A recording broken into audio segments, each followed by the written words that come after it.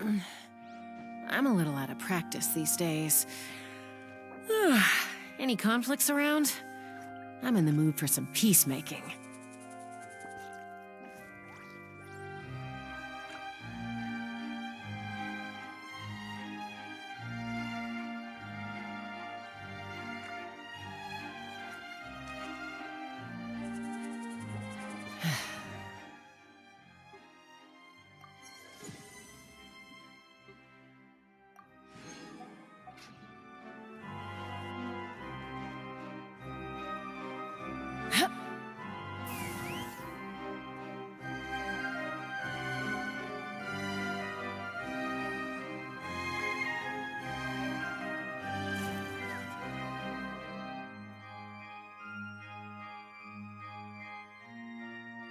Hey, what are you doing? Quick, stop him! Traveler! Hey! Traveler! Marcel! What are you doing over here?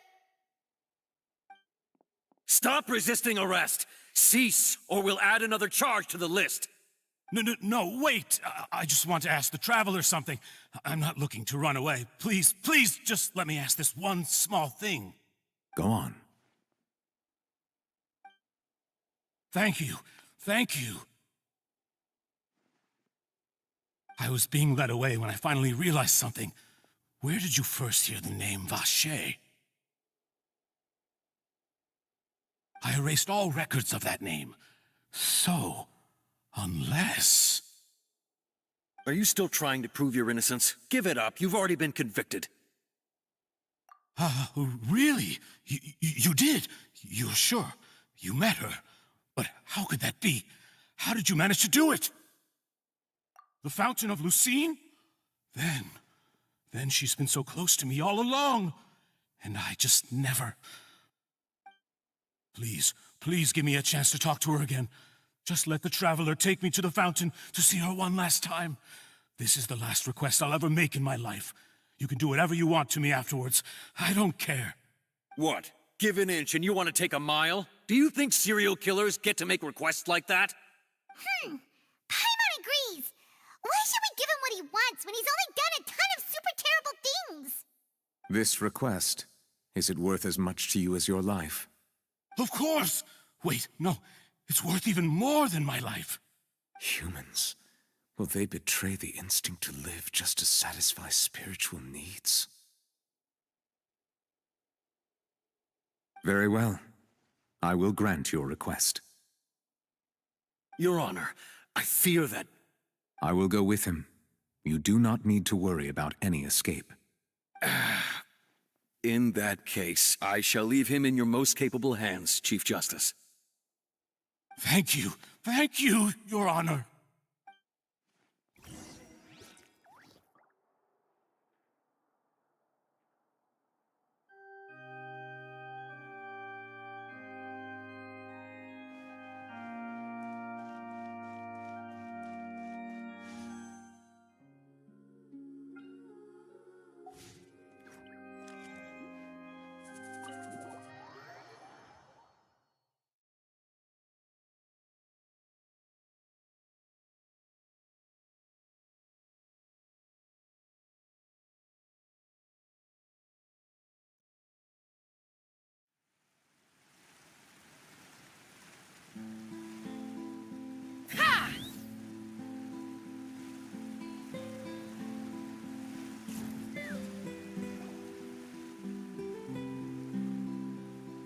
Is this the place? You said she's here, but what do I need to do to see her?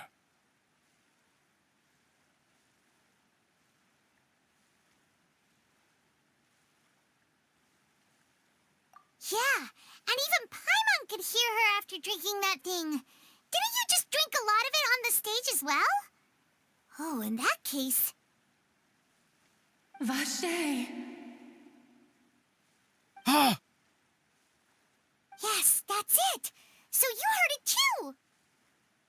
Vignier, it's me! It's me, Vacher! Vacher? Vacher!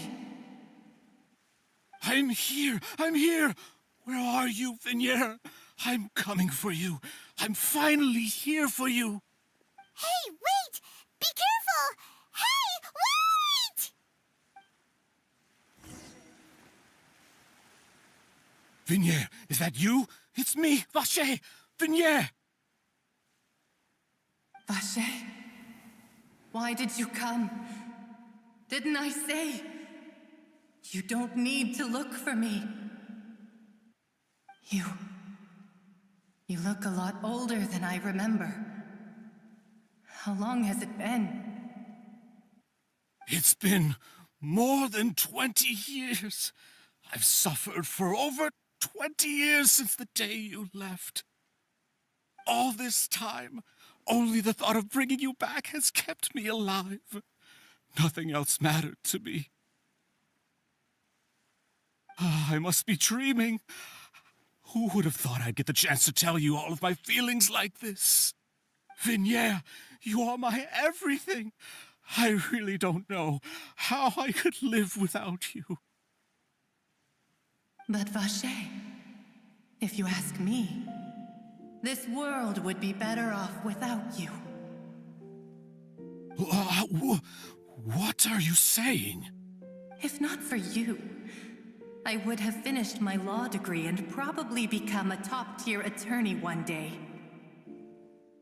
If not for you, I would have continued to pursue my love of the arts, and my works would have been displayed in the Palais Mermonia itself. If not for you, I would at least have been able to take care of my mother. And she would not have grown old and died alone, with nothing but the tears on her cheeks. It's all because of your selfishness, Vacher. It's all because of you. You... Wait, you are not Vignier. Who are you? You're right. I am not Vignier. I am the sacrifices. Every woman who died by your hand, as our bodies dissolved, our consciousnesses flowed back to the primordial sea.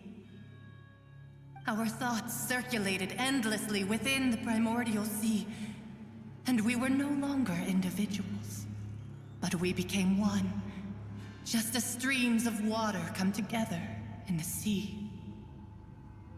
I'm Cressy. I'm Lemony. I'm Azine. The only one I am not is Vignier. Why? But then, where is Vignier? She doesn't want to see you anymore. Every tendril of her consciousness is avoiding you. This is what you get for your selfishness. Your selfishness robbed us of our lives and our futures. You said time and time again that you'd do any and everything for her. But did you ever consider whether she'd want to see you do the things that you did? If she would despise you for what you became?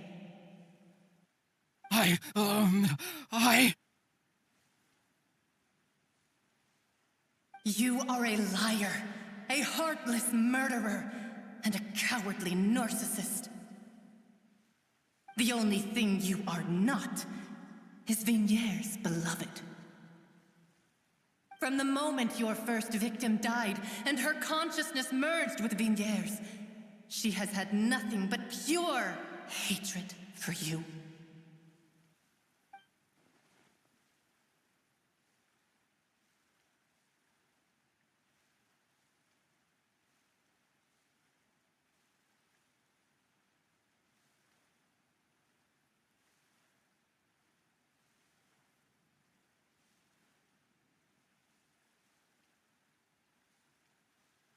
No!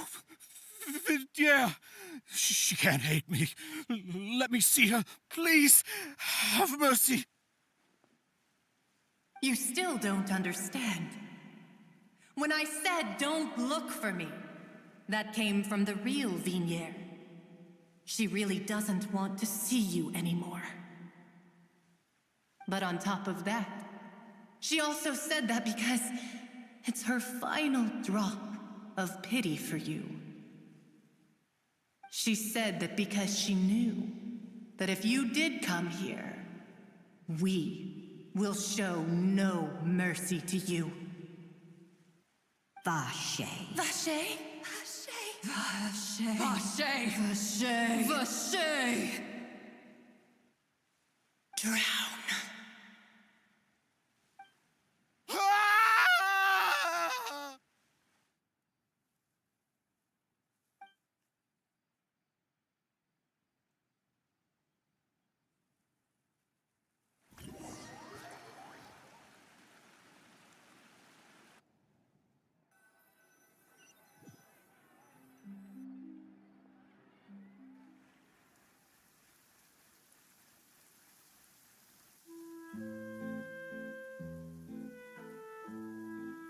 Finally, we have some time to do shopping. Gosh, it's really been a long time since we've been able to relax. Well met, partner. I knew something great was going to happen when I woke up in such a good mood today. Even this weather can't put a damper on the demoiselle's mood. It's a pleasure to see you both again. Oh, hey, Navia! It's been a few days. Paimon's already started to miss you. Oh, now that I believe. I'm easy to work with and always bring home the bacon. Who wouldn't treasure having a partner like me? Sounds like you're really enjoying life these days, Navia. What have you been busy with since the trial? It's just been one thing after the other. I've been making non-stop trips between Poisson and the courts in Sen. Everyone from Spina di Rosula organized a memorial for my father. We never held a memorial when he first died, since everyone knew that even if we held one back then, no one was going to come. This time, though, everyone in Poisson, and even many people from the court, all attended. So his name's definitely been cleared now. That's what we like to hear. It's been the dearest wish of Demoiselle all along. That blasted stubborn fool. I was right to put my faith in him. I'm so glad I didn't give up on the case all those years ago. Oh, by the way, I ran into Charlotte just after I left the memorial service. Well, maybe it'd be more accurate to say I knew she would be there, and there was no way she'd just let me go. Huh? So you know Charlotte too? The Charlotte? Journalist from the Steambird? Yeah, way back when I first became the president of the Spina di Rosula, she was all over me. Wouldn't take no for an answer. I believe the story was called The True Heart of Dark. To be fair, though, it was a really flattering feature. So, we've been on pretty good terms ever since. She was trying to lean on our friendship to get me to do an exclusive piece on the serial disappearances case. Oh yeah, she told us about that. She's always been super interested in that case, so now her wishes finally come true too. Anyway, I told her to make sure that when she writes about you guys entering the opera house with the critical evidence, that you both sound really cool. Now that's another thing to look forward to. We trust Charlotte's skills with a pen for sure. Oh, and in other news, I also took Clarand out for a meal. Oh, are you two on better terms now? While you were investigating Vache's headquarters, Clarand gave testimony on my father's behalf. It was thanks to her that we were able to turn the tide. I wanted to thank her. I mean, there's also no point in being awkward all the time, so we took the chance to reconcile with each other. Oh, that's great. Paimon also thought Clarend wasn't actually a bad person. It's always good to have more friends. Anyway, now that the case has finally been solved, perhaps it will slowly begin to fade from the public consciousness. Oh, actually, there's still one last thing I need to do. What is it? I should pay a visit to my father's grave and tell him the truth of what happened, as well as how it all ended. And on top of that, just how much people still look up to him to this day. That includes me, too. Miss Navia. Indeed.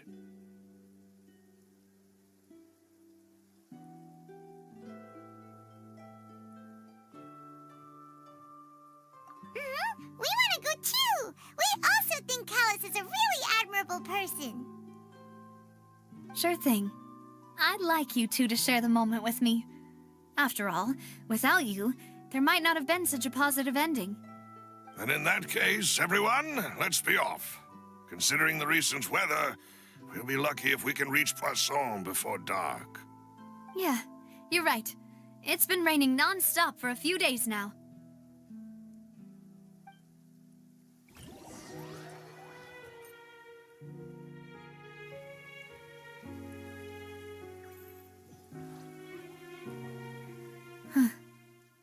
This is where my father's grave is. To be perfectly honest, even I haven't been back here for a long time. Huh? There's someone there already. Wait. That figure. It can't be. Isn't that Nervalette? Why would the Chief Justice be here? Huh? Navia?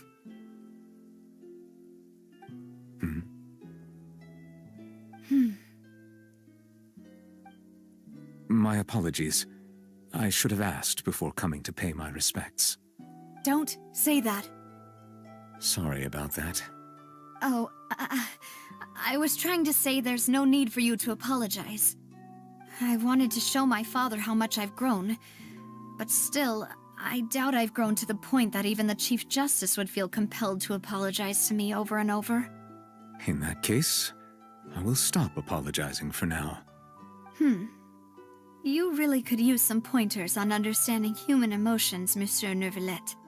In any case, why did you come to Poisson? Well, ever since that day, I've been turning a question over and over in my head. Just what is justice anyway? There was once a time when I didn't want to believe that there could be anything more important to humans than life itself. Oh, rather than that, it's probably more truthful to say I didn't believe humans were capable of resisting the most basic instinct of living things. That they could rebel against their own nature, or consider certain things to be more important than their own lives. Which is also why I didn't stop your father from beginning that fateful duel. I believed that a truly innocent man would never throw away his life like that. That there was nothing, should have been nothing more important than one's own continued survival. But Mr. Callus proved me utterly and decisively wrong. If not for his sacrifice, the serial disappearances case would have remained unsolved to this day. Mr. Callus made the choice he did for his daughter, for his associates, and for many people completely unrelated to him. And in the end, from a certain perspective, one could say that he did it all for the sake of justice. A justice that's higher than life itself. So, you asked me why I came here. I just wanted to say my apologies to Mr. Callus in person. I should have noticed all of this much sooner. This regret has filled me with a sadness that has haunted me for days. That high and mighty chair in the Opera Epiclese indeed insulates one from many important things. Spina di Rosula, thank you so much for your hard work and perseverance. I'm sorry for being mad at you before. So, you're actually one of those types that's cold on the outside, but pretty thoughtful on the inside, huh? That reminds me of Silver, one of my guys. Sorry about that. Self-expression is not one of my strong suits. Didn't I just say you don't need to apologize? Ah, so Navia and Nervalette seem to have made their peace as well. Let's not disturb them for now. We can wait till after they're done.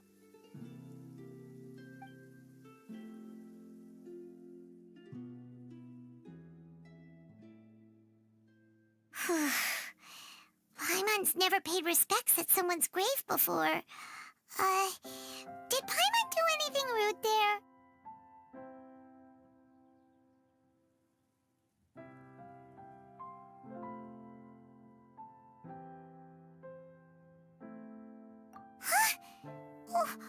Paimon didn't know that was a thing. But Paimon doesn't know what she would do if she can't fly. Oh no. Paimon hopes Miss Navia won't be too mad. Anyway, Nervalette is still standing around there. It's not often that we can catch him alone like this, so why don't we go talk to him for a bit? If we can't talk to Lady Farina, we can at least talk to him, right?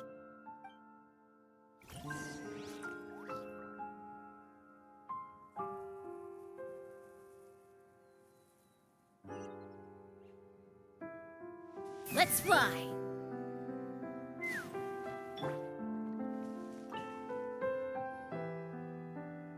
Oh, it's you two. Did Miss Navia invite you to come pay your respects to her father? Mm-hmm. We ran into Navia on the streets today, so we just followed her here. I see. Then is there something that I can help you with? Well, it's pretty hard to run into you like this since you're usually super busy. So we figured we could try to ask you a few questions, if that's okay. Please feel free. Though outsiders, you helped us solve one of the greatest mysteries in Fontaine, and it would be my pleasure to return the favor.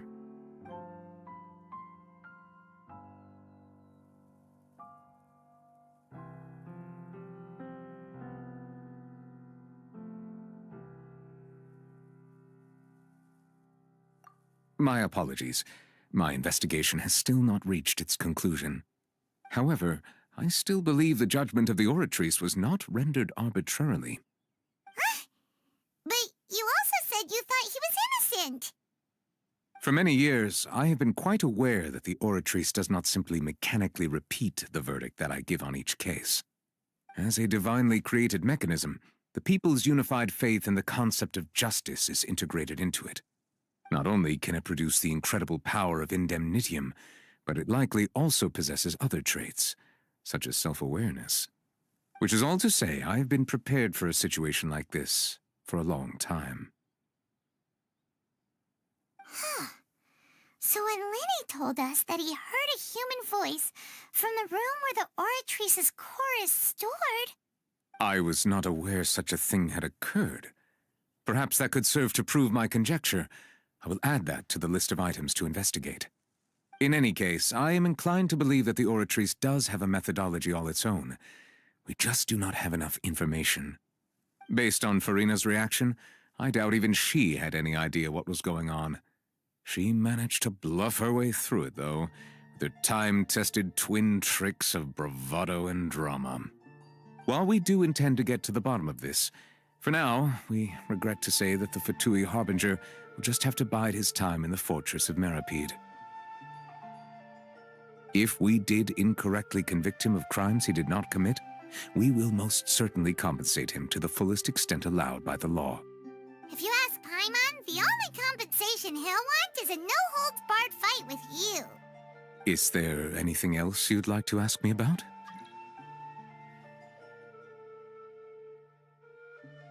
Your sibling, another blonde-haired traveler. I'm sorry, but I've never seen anyone who matches that description. If she ever stepped foot in Fontaine, I'm sure she followed our laws to the letter, and had no reason to appear on the stage of the opera Epiclese. Is there anything else you'd like to ask me about?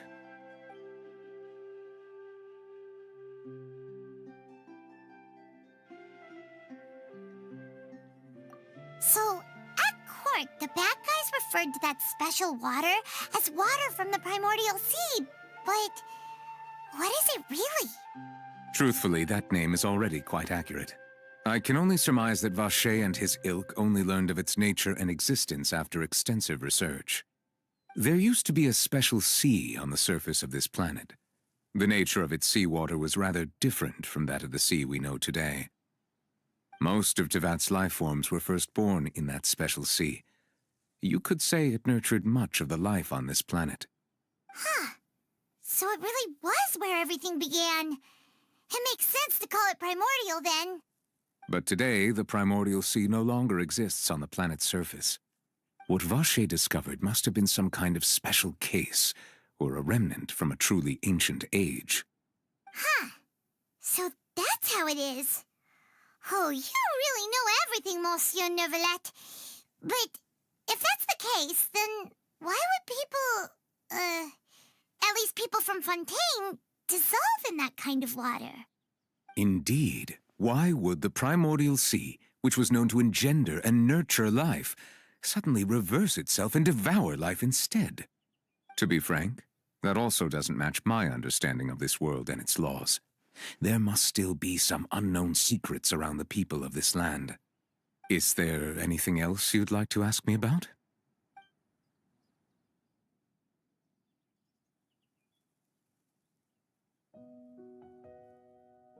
That the sea levels will rise and everyone will be dissolved in water, leaving Farina crying alone on her throne, but the sins of the people will be finally washed away for good. Does that appropriately summarize the version you've heard? That's right! It was Lenny that told us back then. And that about covers all the main points.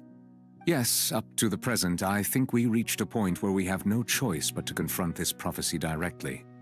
Rumors have it that this prophecy is rooted in the last words the former Hydro Archon left to the world before she passed away. A prophecy? Of the former Hydro Archon? Wow. This is the first time that we've ever heard of it. 2 parts of the prophecy have already proven correct. The rising sea levels and the ability of the people of Fontaine to be dissolved.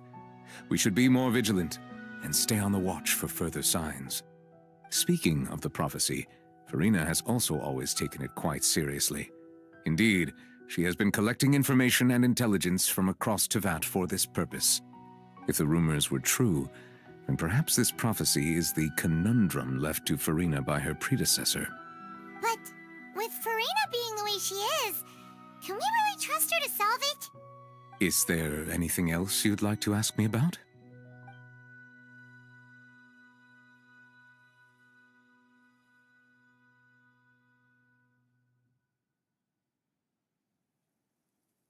Very well. It was my honor to provide you with what answers I could. I very much enjoyed conversing with you. It will soon be time for me to leave this blissful tranquility behind and return to Palais Memoria. You really are super busy, Monsieur Neuvillette. Paimon thought you only came here to pay your respects today because you had the day off. Crime and villainy do not have the day off, and so justice must work around the clock as well. This is merely the nature of a justice's work. All right. You've got a point. Huh? Paimon just noticed that the rain has stopped.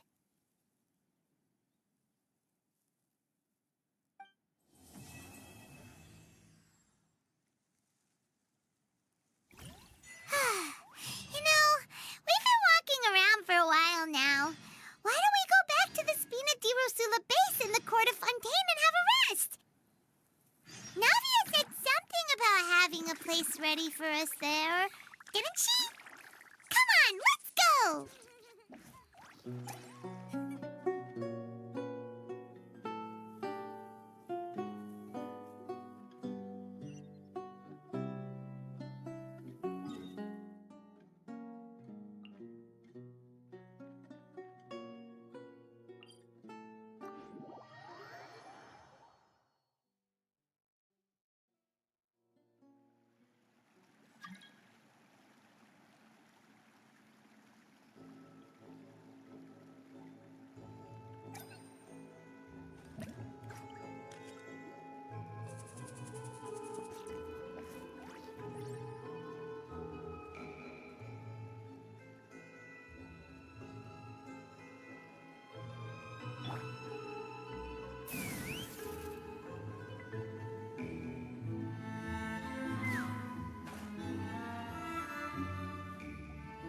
Yep, here's the room, and it's empty and waiting for us as promised.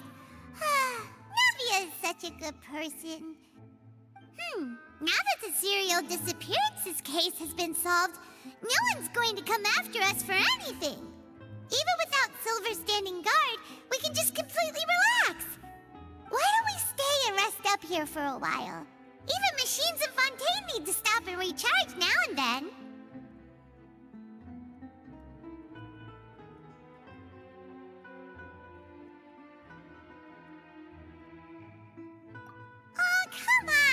place isn't that bad. Besides, how often do we get to stay in an actual base? Oh, fine, fine.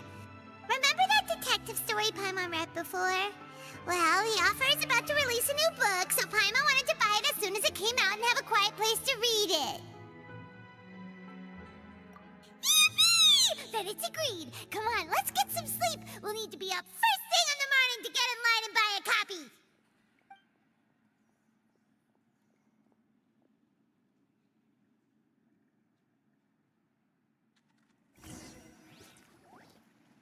Paimon didn't expect that style at all. Even though it's a detective novel, it's also like a social documentary. Whew. It's actually pretty good. No! Paimon just spends a bit more time sleeping than you, that's all. Excuse me, but do you know if the Traveler and Paimon are lodging here? Huh? Who are you? Paimon doesn't recall seeing you before. Wait, you're not here to give us trouble, are you? A blonde traveler and a chatty little fairy.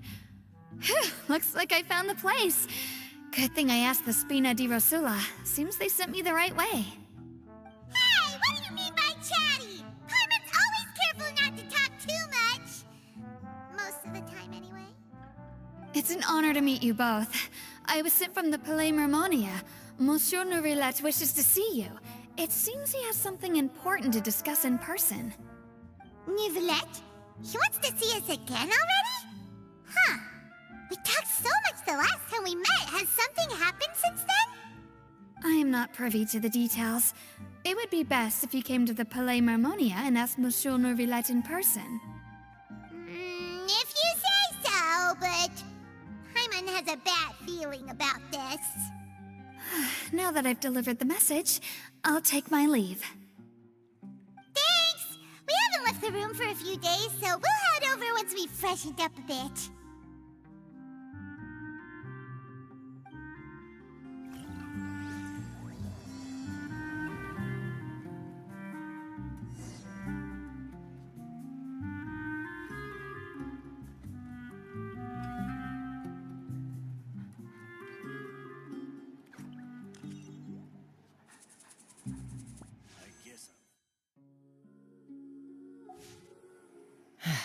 Just say what you mean. No problem's too big to solve. If you want to outrun the law, you need to know.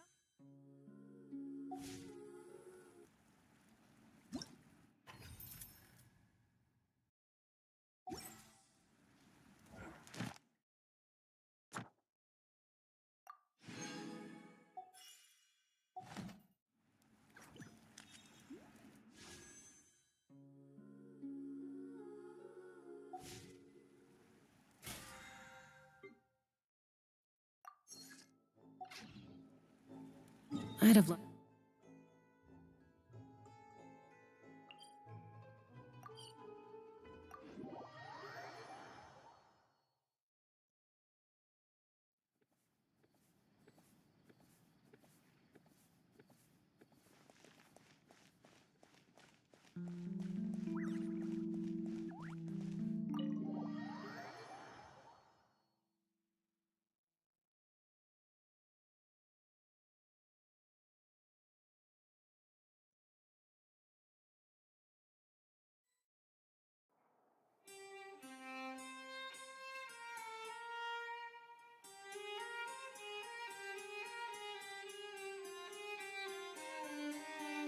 Take me up!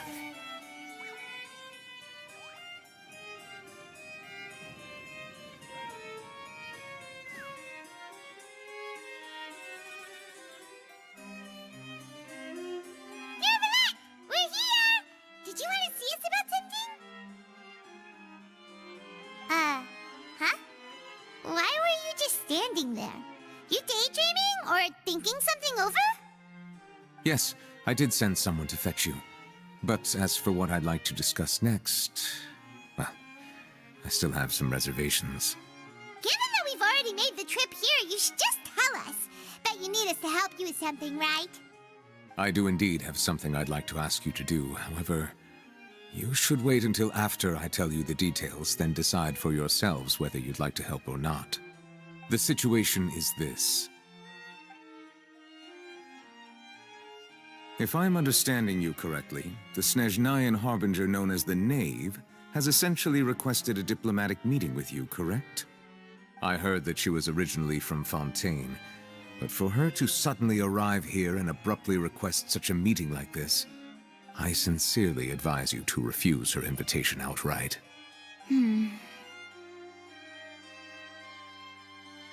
I'm sure you're aware that her purpose is most likely related to Child's recent predicament. We convicted one of the Snezhnayan harbingers in a court of law, but we have yet to provide any form of detailed report on the matter. This does indeed provide an opportunity for Snezhnaya to put pressure on us. I believe we should adopt an evasive stance until we can provide a proper explanation and have a preliminary plan on how to deal with the matter. No, we shouldn't. I think we should agree to the meeting. Oh? Well, you see, we are the ones that owe an explanation. If we keep putting off the meeting, it could easily result in the problem escalating, right? It's like a fight between two friends. If they don't agree to see each other and talk in person, isn't it possible that the friendship could end entirely? Though diplomatic relations between Fontaine and Snezhnaya could be considered as friendly, it is only superficially so. You wouldn't go so far as to say that our nations are friends, as you did in your example. It was just an analogy. An analogy, okay? Moreover, even if we were to talk in person, if we don't have sufficient information prepared, it is quite possible the result wouldn't be restored relations, but a complete falling out. I don't think we should overthink those possibilities yet. Even if the logic of the divine is not immediately apparent, its wisdom will only be revealed with time. Besides, you'll be at the meeting. If any problems do pop up, you'll have no problem navigating them. I must clarify that interacting and communicating with people outside of court is not my cup of tea. It seems you think too much of me. But more importantly, when did I agree to join the meeting with you? You mean you won't come? No, that won't do. I can't go to the meeting alone. You have to accompany me. I must take you with me. Lady Farina, could there be something else regarding this matter that is being kept from me? No, not at all. Look, I am the Hydro Archon of Fontain, Focalor, the god of justice who is loved and adored by many. So I only hope that justice will be served in this matter. Don't overthink it. I'll go find someone to arrange the meeting.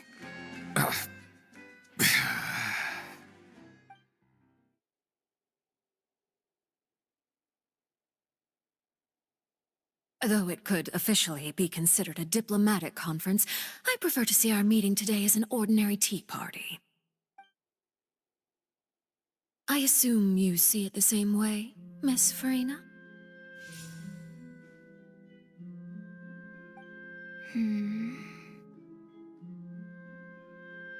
Lady Farina?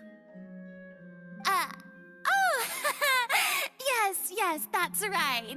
Just like you said, a tea party. I should thank you for providing the pastries. They look delectable. To make this tea party even more lively, I've invited someone else to join us today. It's a pleasure to meet you, Monsieur Neuvillette. I was born in Fontaine, so naturally, there's no need to introduce the nation's revered Eudex to me. Hello. The pleasure is also mine. First, I would like to thank the two of you. I'm often away on business outside of Fontaine, and I'm told that the children of the House of the Hearth have been well taken care of by you. Oh, I'm not referring to when my children, Linny and Lynette, were falsely accused by you. Please don't misunderstand. The children of the House of the Hearth are often misunderstood. Perhaps due to the reputation of the Fatui, there's no getting around that. All I meant to say is that Fontaine has been stable in recent years. The people are well off and the children lead happy, fulfilled lives. That is something truly worth cherishing, and no one wishes to disrupt such peace. Now then, you have come regarding the matter of child, correct? Well, yes. It appears the ever-busy Udex Nuvillette doesn't wish to waste time with diplomatic pleasantries, and hopes that we can get straight to the point of our talk. Yes, as you surmised, understanding child's situation is indeed one of the goals of this trip. As we are both diplomats from Snezhnaya, as well as Fatui harbingers, Child and I have always been colleagues. Were anything to happen in Fontaine, each of us would serve as the other's attorney to resolve the issue. So now, in my capacity as his attorney, I request that Child be turned over to Snezhnaya. We have a responsibility to cooperate with Fontaine and resolve what has happened to him together. The rules governing attorneys only apply before a trial has concluded. Since a verdict has already been rendered, we see the case as settled. I apologize for being unable to grant your request. An outright refusal. Very well. I respect all the rules of Fontaine's courts, just as I respect you as Chief Justice. Okay, why don't we back up a step? You don't need to transfer Child to us. I only request to enter the fortress of Meripede to see Child and confirm his condition. It's not like you couldn't even manage to fulfill a simple request like that. Right, Miss Farina? About that. The fortress of Meripede has always been completely autonomous. Even we have no authority to interfere there, and diplomatic issues do not suffice as an excuse. However, if you absolutely must confirm the situation of the Harbinger, I have a proposal.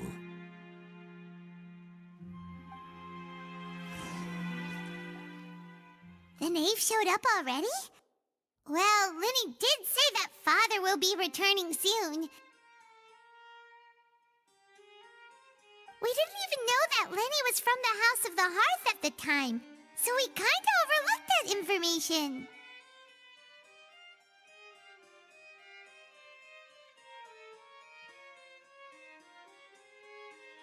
Yes, thank you for your kind advice. I'm well aware of the situation. I also noticed that Lady Farina acts a little odd and unnatural whenever I bring up matters related to the knave.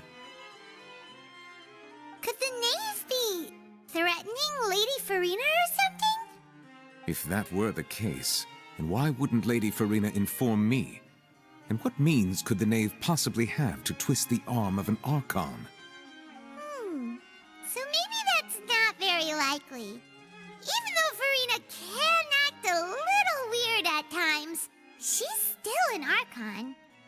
In reality, this problem is even more thorny than it appears. According to reports from the fortress of Meripede, Child recently disappeared under mysterious circumstances.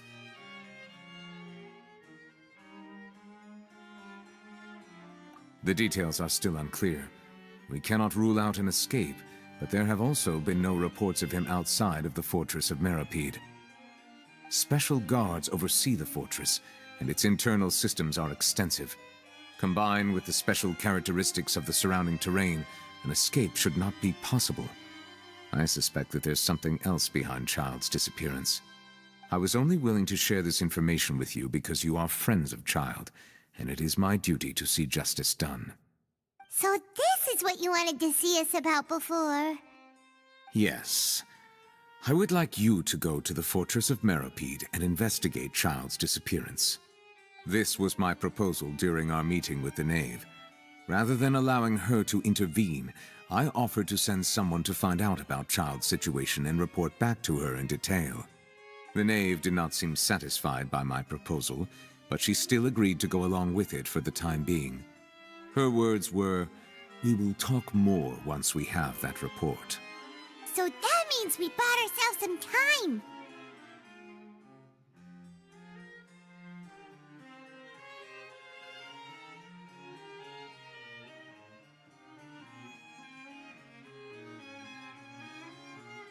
Firstly, you're already acquainted with Child. Your eyes may discern relevant details there that others would miss. And secondly, is the consideration of the unique nature of the Fortress of Meripede. Isn't it just Fontaine's prison? I would not define it so crudely. The Fortress of Meripede is not affiliated with the court system of Fontaine on paper. It has always existed as an autonomous entity.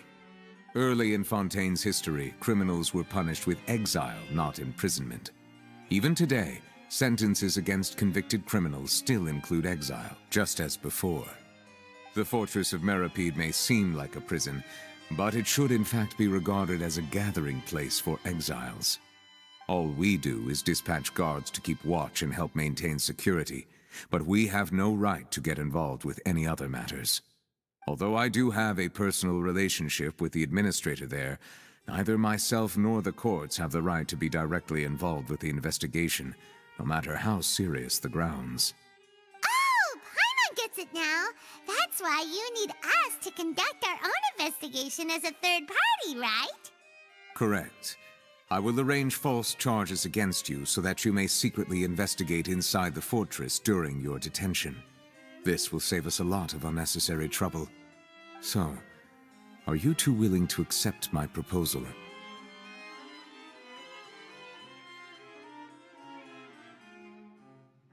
Yeah, no matter how you look at it, it seems we're the best choice. Alright, we hereby accept this difficult task. Reluctantly. You two have my sincere thanks. This matter is of critical importance to Fontaine's current situation. Also, I hope that both of you can keep this operation a secret. We will rendezvous at the Fortress of Meripede's entrance on Erinius once you've prepared yourselves. I will arrange for someone to take you inside. Prepared ourselves? Is there something we need to prepare? Perhaps you could enjoy a good meal and have a nice bath. I'm afraid that living conditions inside the fortress are nothing like those on the outside world. Oh, right! Even though we'll be there on trumped-up charges, we'll be in prison for real. On second thought, is it too late to back out? Please do not worry. Since you are sacrificing both your time and quality of life for the sake of delivering this report, you will be compensated according to the highest standards permitted to legal staff, regardless of the outcome. Now that's more like it! Come on, traveler, let's go eat the best meal we can find! We'll eat so much that we won't need to eat another meal for a whole month! Your treat! Are you leaving now? In that case, please take this cake as a token of my personal gratitude.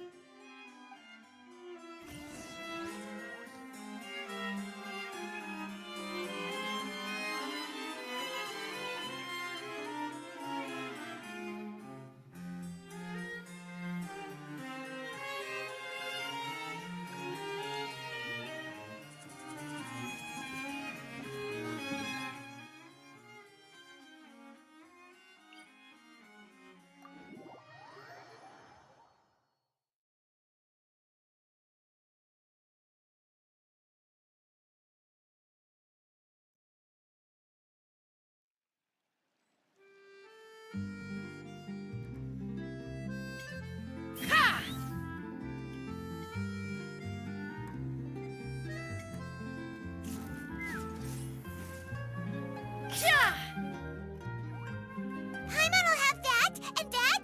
Oh, and one of those too. No Fonta, thank you.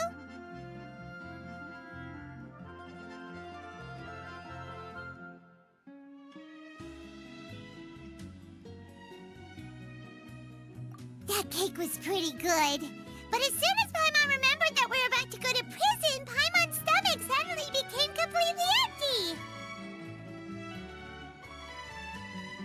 Now that Paimon thinks about it, we've always been super careful ever since we arrived in Fontaine, just to avoid breaking any strange laws here. But here we are, about to willingly send ourselves off to the Fortress of Meripede. Maybe this is what they call fate. Let's just try our best to investigate everything quickly once we get there. Paimon doesn't want to stay in prison too long.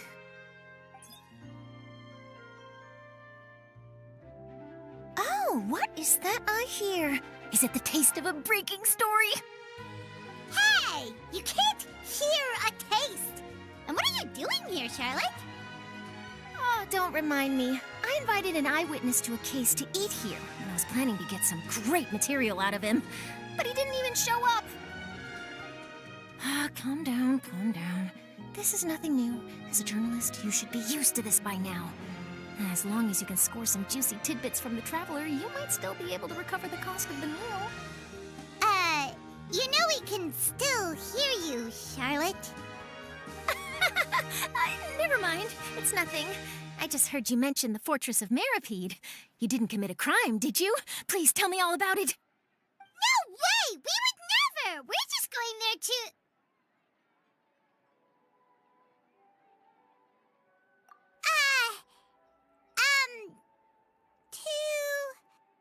Oh no, Paimon almost forgot that Neverlet told us to keep it a secret!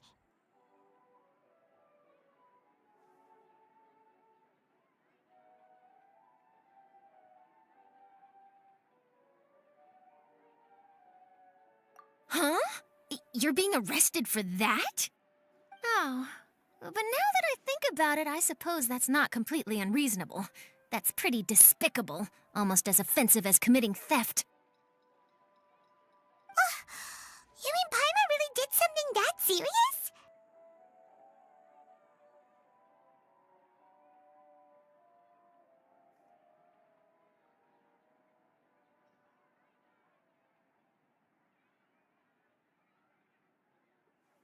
Sorry, Paimon really messed up. Well, in that case, it's nothing particularly newsworthy after all. Oh, how disappointing. All right, there's still a chance. Since you're going to be at the Fortress of Meripede, would you be willing to help me gather some material for a story? About that, Paimon doesn't think we'll have any time. Oh, it's nothing difficult. All you have to do is think of a way to get some time face-to-face with the Warden of the Fortress. He was awarded the honorary title of Duke in Fontaine. Sounds really cool, huh? Only those who have made significant contributions to the nation have been conferred this title. It's incredibly rare. On top of that, the Fortress of Meripede has never been under the jurisdiction of the courts. Practically nobody, including journalists like me, knows anything about the person in charge there. Oh, if I could write an exclusive article about him, I bet it would sell a boatload of papers. You make it sound easy, but it really depends. Of course, I wouldn't ask you to do it for free, so this meal is on me. All right, you got a deal. We'll do anything you want. Then it's settled. The food should be here any second, right? Huh? Wait, just how much did you order?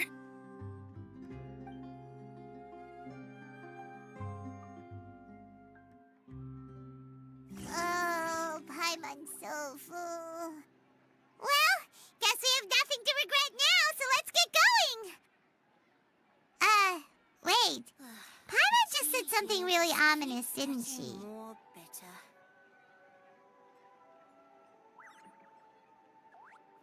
This coffee smells as good as ever. Coffee is life.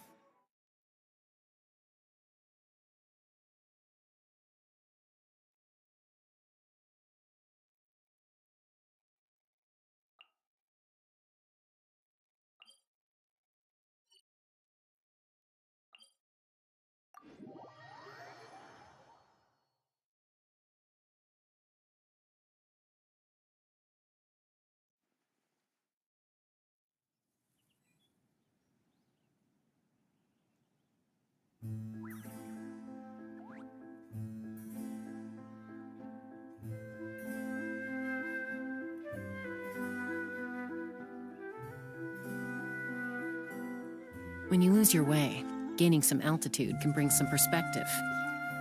Seems like the stories here never have a happy ending.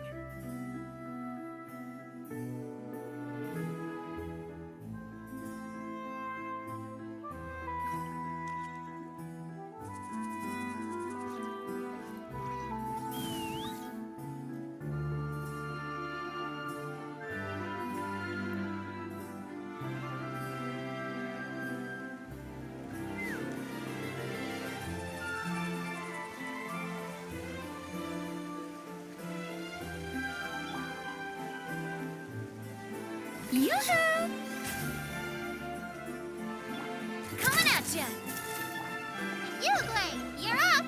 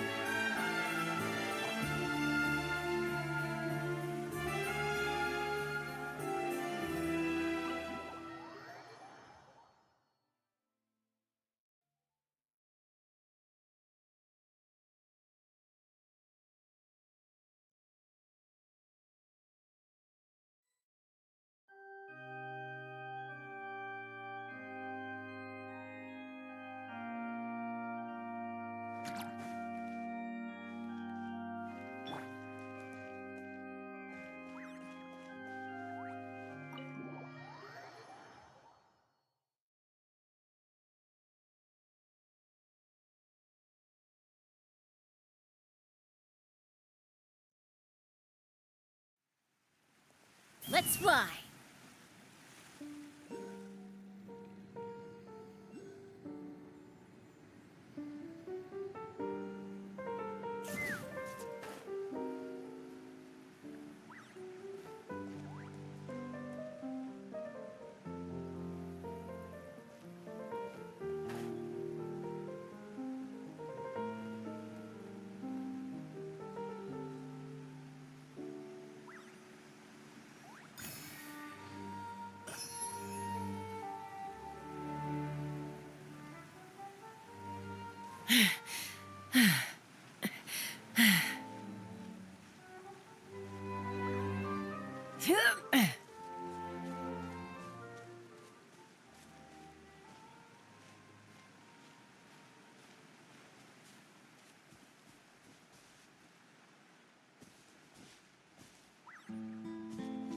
Take me up!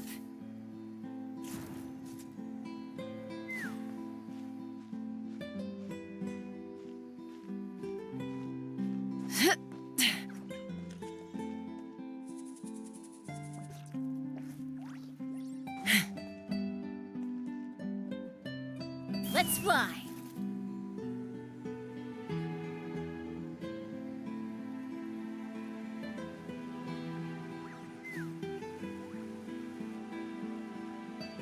All right, Neverlet, we're ready.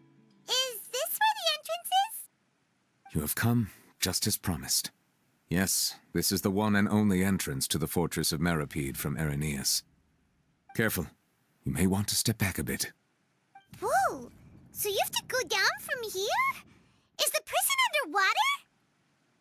Utilizing both the barrier of the water as well as the fear humans have of the depths, the fortress of Meripede is naturally the perfect place to confine and guard criminals.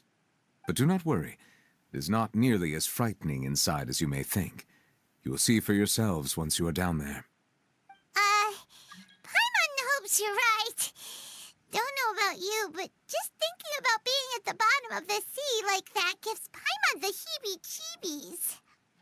Oh, and there's one more thing. I mentioned that I have had personal dealings with the administrator of the fortress, Writhsley. He's a very shrewd fellow.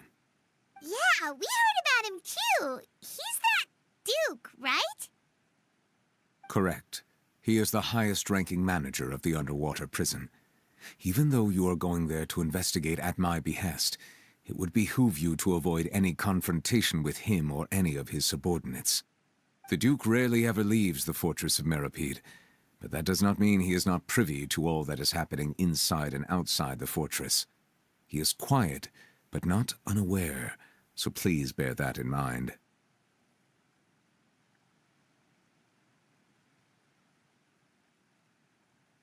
All right.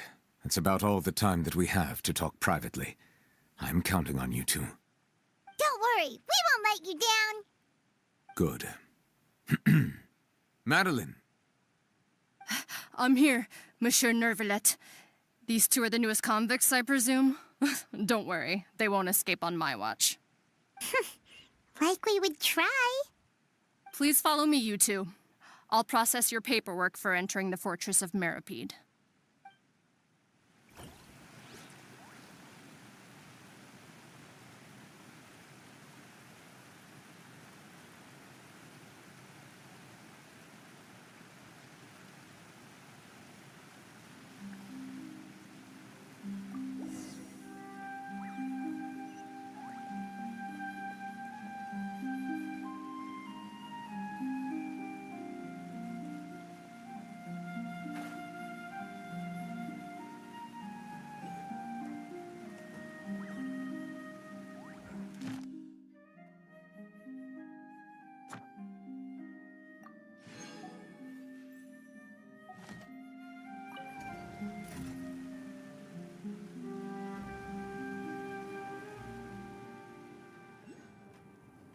I'd have lost myself long ago.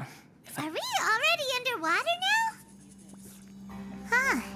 So this is what it feels like to be a criminal in Fontaine. You two seem to be taking this pretty well. It's rare to see convicts in such a good mood.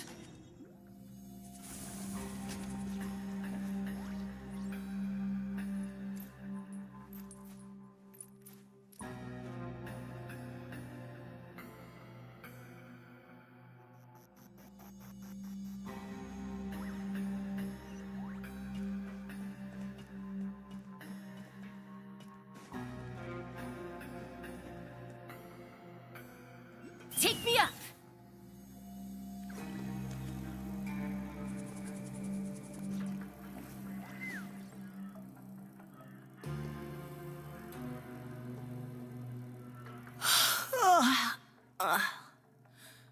Oh, it's you, Madeline. Why'd they make you make the trip down here today? Monsieur Nervalet personally requested I escort these two convicts. I suppose he was concerned others might not be up to the task. Well now, aren't you the lucky one? Must be nice to be on good terms with the big shots like the Chief Justice. The only people I get to see every day are the new inmates. Well, have you tried service with a smile? Who knows, it might help your professional reputation. Yeah, right. As if. Every criminal comes through here looking miserable. How can I smile with such a toxic work environment? And even if I did smile at them, the convicts would probably just think that I'm some freak getting some kind of twisted enjoyment from their pain. Oh, she's got a point. Well, I've finished transferring you. You two will register here, and Marette will guide you through the remaining procedures. Yep, I'll take it from here. You head on back to that bright and sunny world above. Okay, let me see. You are the Traveler and Paimon, correct?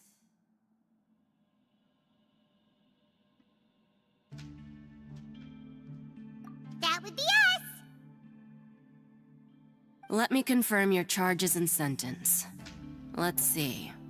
You two are charged with eating a cake specially prepared for the Archon by a Snezhnayan envoy without the Archon's permission, thereby incapacitating the political center of Fontaine for a brief period. Sentence, 45 days? Huh? Wait, you mean the cake that Nervalet gave us was... Just looking at the charges, it seems you two are capable of causing some serious trouble. And considering how fond Lady Furina is of sweets, this crime is tantamount to trying to assassinate the Hydro Archon herself. Now I've seen everything. Anyway, we still need to finish processing you before you can enter the Fortress of Meripede. Please stand in front of the board over there. I'll take your mugshots with my camera. Oh, all right. But be sure to catch Paimon's good side.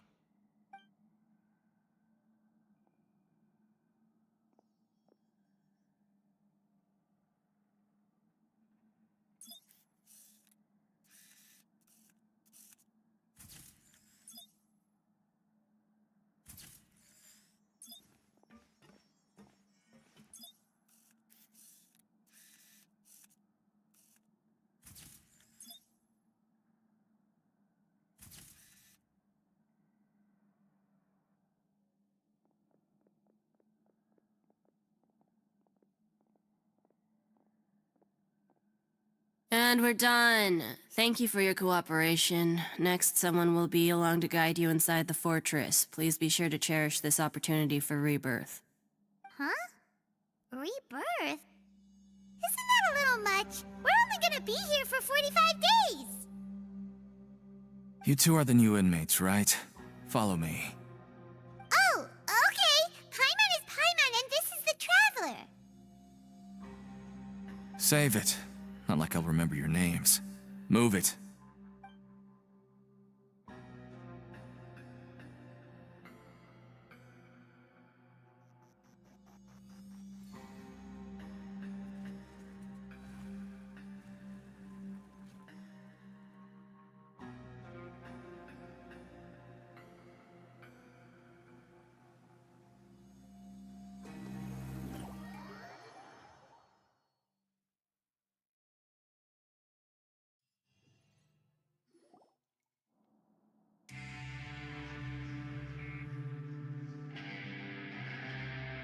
So, are you one of the guards here? Is there anything we should be careful of while we're here?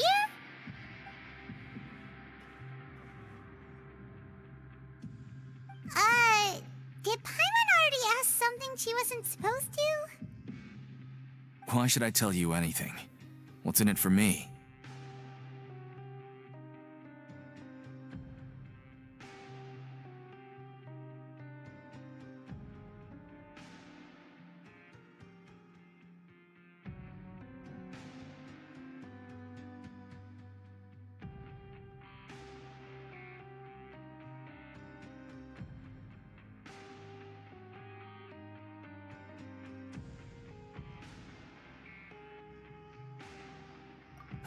This is exactly why I can't stand you fish.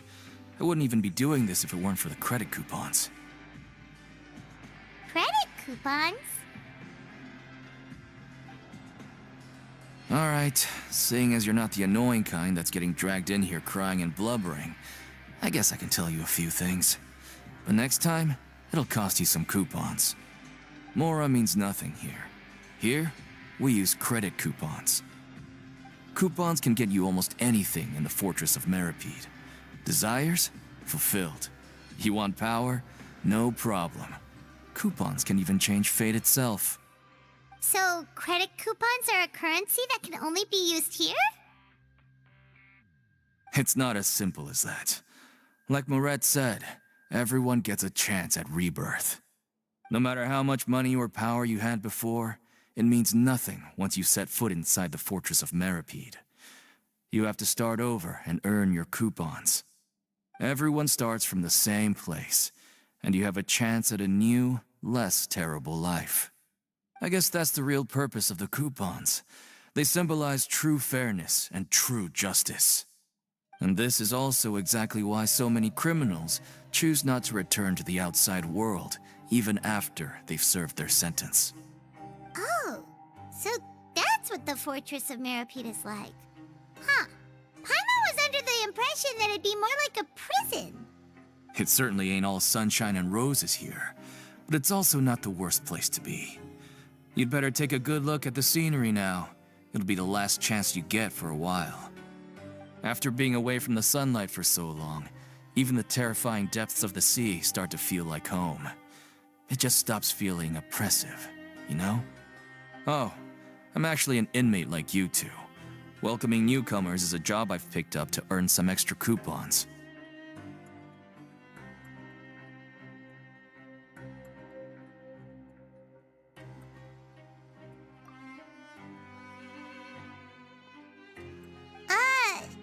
Why aren't you answering us again? I've told you enough for free. Any more info is gonna cost you. So all you care about is Mora! Wait, no. Coupons? Almost there. It's down through here. Your turn to give it a try.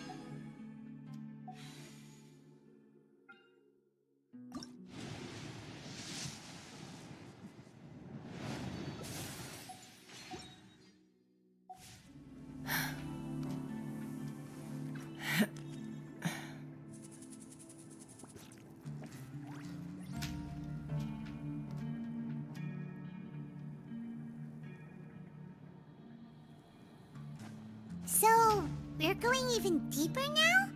Just how deep down are we? It's like a metaphor for your previous life, isn't it? Our lives weren't that bad.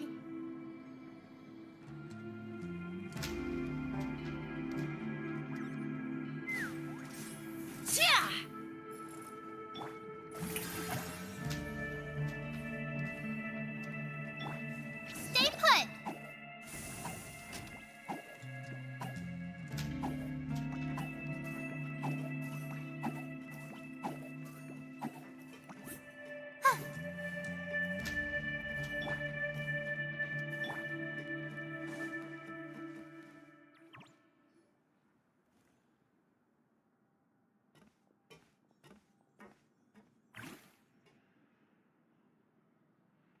So this is the actual entrance to the Fortress of Meribed? Huh. It looks like there are other new arrivals, too. Oh, they sure don't look happy. Maybe we look too relaxed for fresh convicts. Oh, right.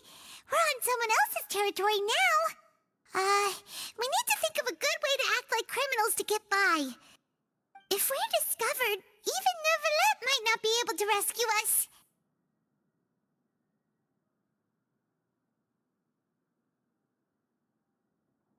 Hey! Don't scare Paimon!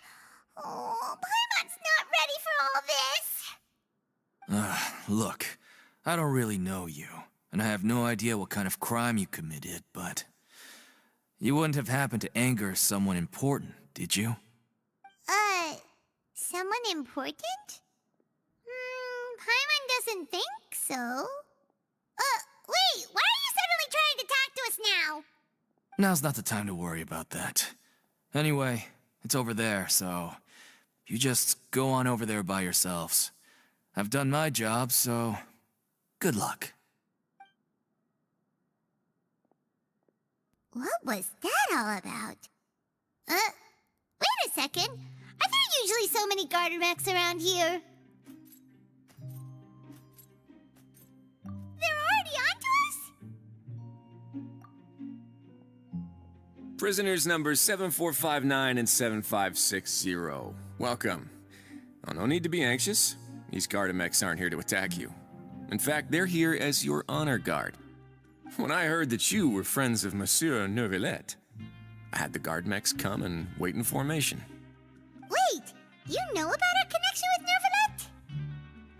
The seafloor isn't as cut off from the world as you might imagine. However, I'm afraid that I know nothing more than that you are friends of the Udex. And as you can see, committing a crime means being sentenced here, even if you're friends with the Chief Justice. Quite fair. The Duke! Greetings, Your Grace. Lovely weather today, isn't it? Oh, greetings, my good fellow. Well, I'm willing to imagine that the weather is as good outside the sea as you say it is. How great it would have been if only the Fortress of Meribed had been built on the coast, huh? It would have been so convenient to enjoy a nice chat in the sunshine. My profuse apologies. I just got so nervous when I saw you, So this is the Duke. He sure looks a lot younger than Paimon imagined. The Traveler and Paimon, correct? Mr. Deacon here was responsible for your welcome. I trust you were satisfied with his guidance?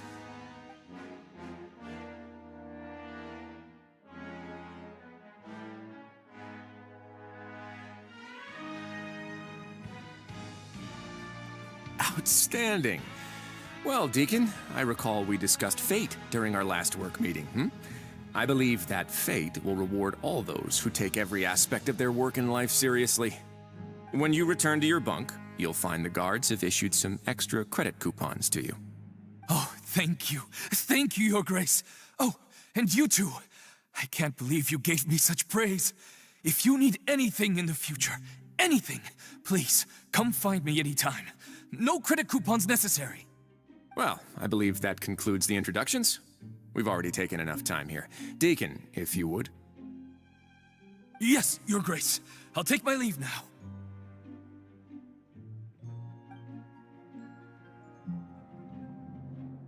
Please, follow me. To make you feel more welcome, I'll show you around the various facilities of the Fortress of Meripede. I hope it'll help you adjust to life here. He's going to personally give us a cure? Huh. Paimon can't figure out what this guy's thinking at all. No wonder Charlotte's so interested in him. He's one of those mysterious types. Alright, let's keep up with him.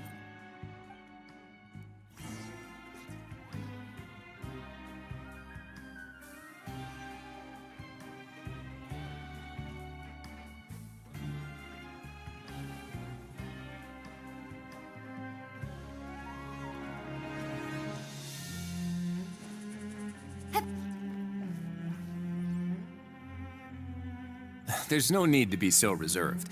The label of criminal is nothing but one of many identities, and being criminally inclined here at the Fortress is just one of many ways to survive.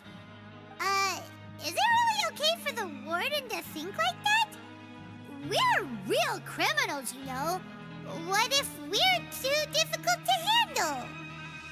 Well, then maybe you'll be able to carve out a name and a place for yourselves in this underwater world, But before you go in swinging, please remember that in the Fortress of Meripede, it's better to not cause trouble for yourself or for the guards. Now, we've arrived at a very important place, the Coupon Cafeteria. You can come here and claim one welfare meal each day. Welfare meal? You mean it doesn't cost anything? That's right. Criminals are essential to Fortress operations, so we must guarantee that they at least have the basic means to survive. But that's not how it was. Back in the day, it cost you credit coupons just to get a cup of water here.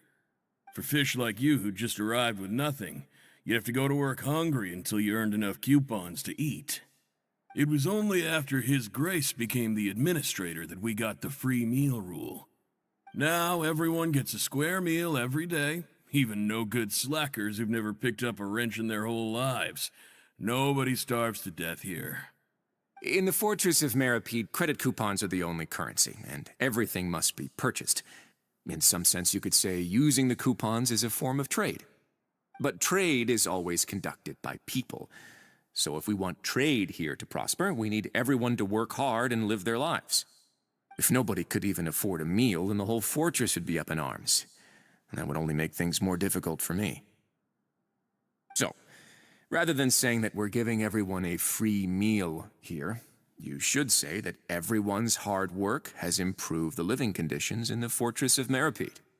Your Grace's reasoning is correct, but what I said is also true. Whatever the case, hard work is rewarded here. You'd be hard-pressed to find anywhere else as fair and reasonable. Right! Paimon sees your point. By that logic, this place doesn't seem so bad after all. Oh, wait, no. We shouldn't drop our guard so quickly. But it seems the inmates really respect the Duke because of his attitude, right? We should still try to verify the truth with our own eyes. Let's continue this way.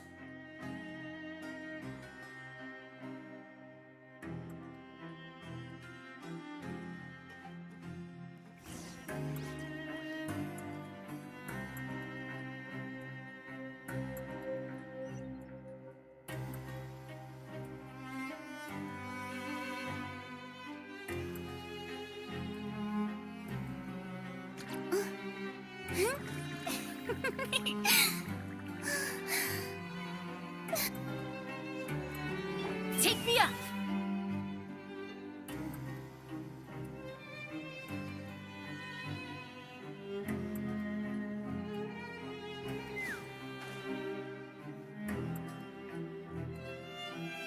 This place is known as the Pancration Ring.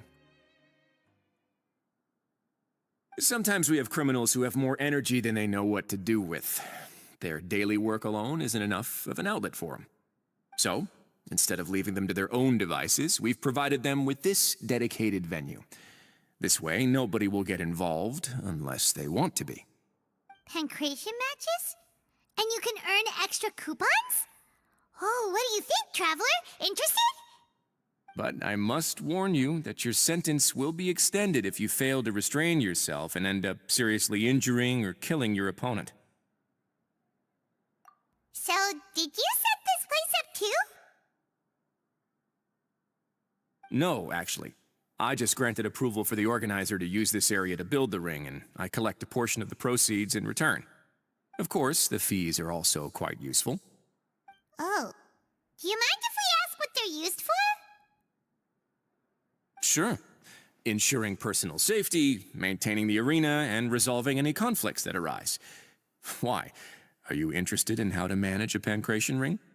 Oh, no. Paimon was just wondering if that's how you paid for everyone's welfare meals. A reasonable guess. I see you have a talent for entrepreneurship. Oh, you hear that? Paimon has a talent! So we can start a business here? That is something you can discuss between yourselves later. Let's move on for now.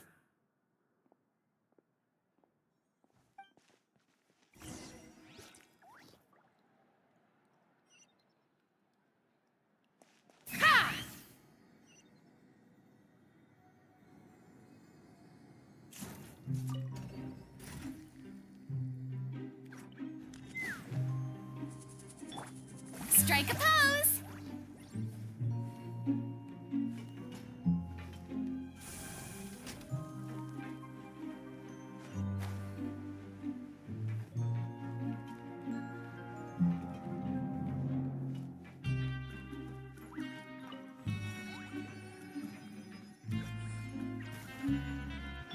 Let's fly.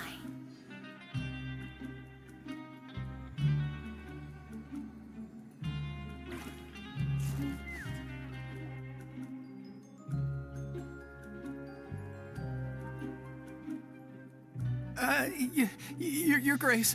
Good morning. I mean, good afternoon. No, wait, what time is it again? What time indeed? Time waits for no one, so it's best to keep an eye on it.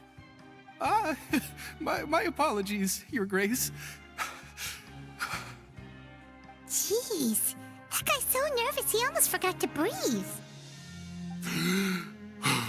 Sorry, forgive my manners. These are the dormitories, which is where inmates sleep. The guards will inform you where your bunk is later. In the Fortress of Meripede, criminals usually spend most of their time in either the production zone or the sleeping areas. The production zone? What does it produce? Is that where we'll be working? Not necessarily. Though working in the production zone is the most reliable way to earn credit coupons. If you have other skills, you can skip your shifts to earn them in other ways. Wow. Wait, you're the manager of this place, and you're just telling us to our faces that it's okay to skip work? The fact that the Fortress of Meripede has continued operating completely autonomously is proof enough that most people are willing to work honestly and earn a stable income. As for what we produce, many of the clockwork machines seen all over Fontaine originate from our workshop. Therefore, the Fortress of Meripede is not only a place where criminals serve their sentences, but also a giant machine factory. There's no need for me to get into specifics about the production process now. You'll experience it all firsthand when you report for work tomorrow.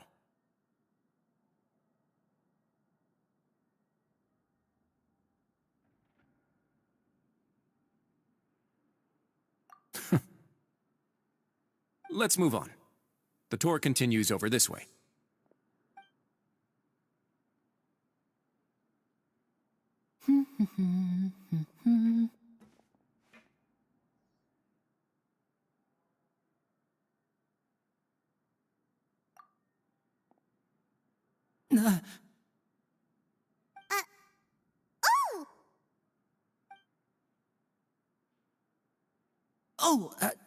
You really scared me there. I didn't expect to see you here, Your Grace. I thought maybe I was so tired from work that I was starting to see things. The only thing you should be seeing is the work in front of you. Stay focused and keep up the pace. Oh? Is something the matter? It's nothing. Paimon's just worried about how hard we'll have to work tomorrow.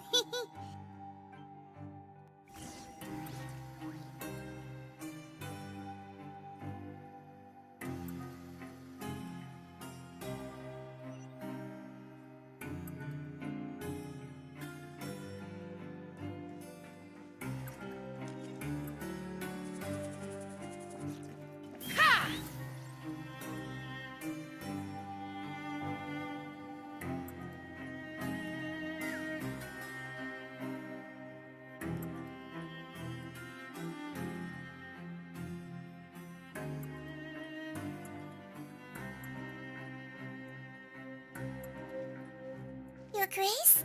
What are you doing in the infirmary at a time like this? Oh no, you didn't injure yourself, did you? Not yet, unfortunately for you. But thank you for your concern, Sigewin. Oh, then you must be here for those two.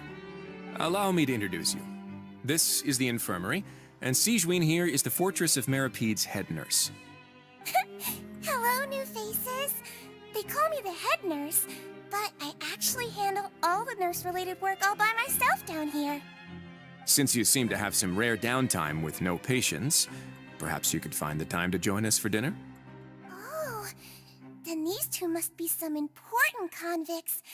Sure, I'll join the welcome party. Thank you. Your presence will be the pièce de résistance for today's tour. Oh, so the tour part is over now? I believe I've already covered the primary aspects of life here in the fortress. As for your work, there'll be someone else to guide you through the details. Is there anything else? I seldom conduct tours, so why don't you just ask if you have any questions? Well, this is our first time here. Paimon's not sure what to ask. Then let's head back to the coupon cafeteria. Maybe a meal will help you think up some questions. You should at least try to be excited. Our free meals are actually pretty good here.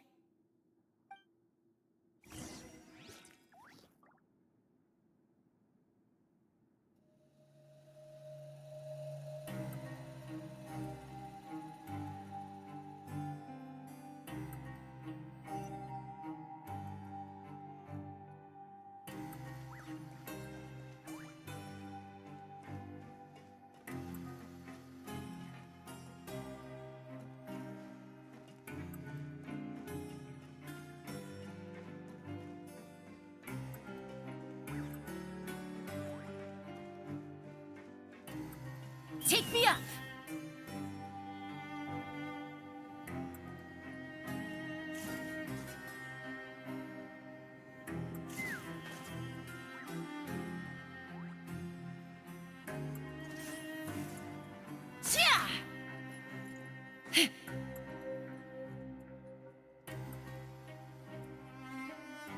What do you think of the food?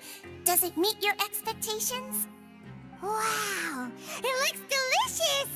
Neverlet made it sound like living conditions in the Fortress of Meripede wasn't very good. Who would have guessed that criminals get to eat tasty food like this every day?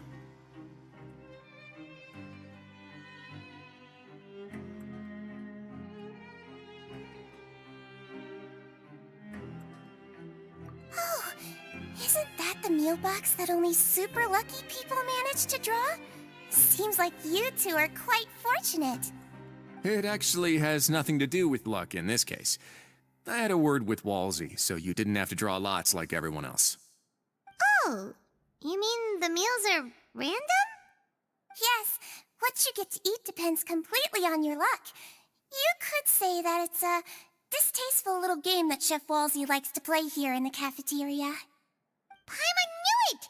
If criminals got to eat tasty food like this every meal, the crime rate in Fontaine would skyrocket for sure! Excuse me, did I hear you mention Nervulette just now? I've been wondering how he's doing. Is he busy with work? Has he been taking care of his health? He seems healthy no matter how you look at him, but he works so hard all the time, so it must be really tiring. Sounds like he hasn't changed a bit. Looks like you can stop worrying so much, Sigewin. Oh, that's good. But I still feel like it's been too long since I've heard any news about him. No news is good news. Maybe next time I've got something to discuss with him, I can invite you to accompany us. But isn't the Fortress of Meropede independent from Fontaine's court system? What do you two have to discuss? Well, we provide all kinds of mechanical products for official use, and some essential goods have to be obtained from the overworld, so we naturally have to stay in touch about this and that. Monsieur Nervulet's character is unimpeachable. No matter the question, you can discuss it openly and freely with him. Talking with him feels quite effortless. In light of that, I am quite willing to go out of my way to show respect and accommodate him. In fact, right now, I'm treating you two as guests invited by Monsieur Nervulet. But unfortunately, I can only do so until the end of this meal. After this, you two will just be inmates here.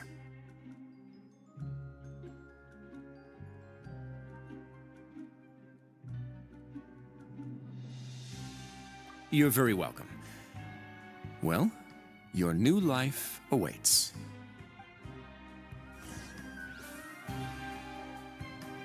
Grab yourself a welfare meal.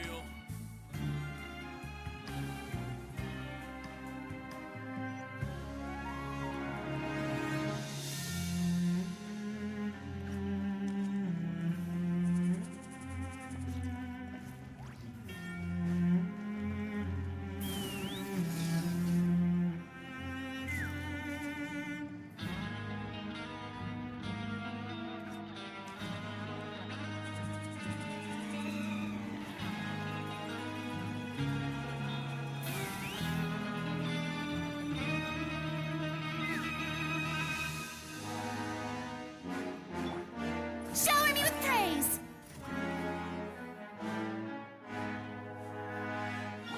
Don't be scared.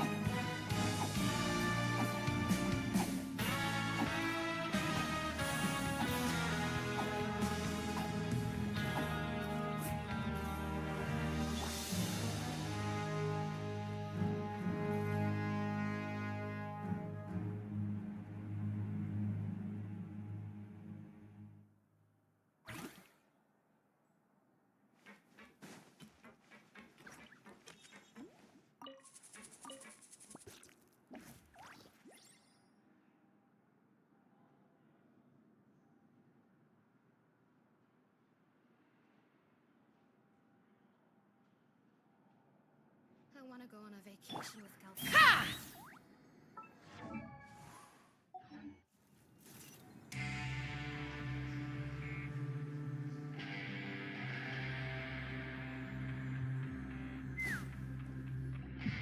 The Traveler and Paimon, right? Listen up. As new inmates, the only thing you need to worry about is what to do and when to do it. Don't make any extra trouble for yourself. Your bunks are right over there. Follow me.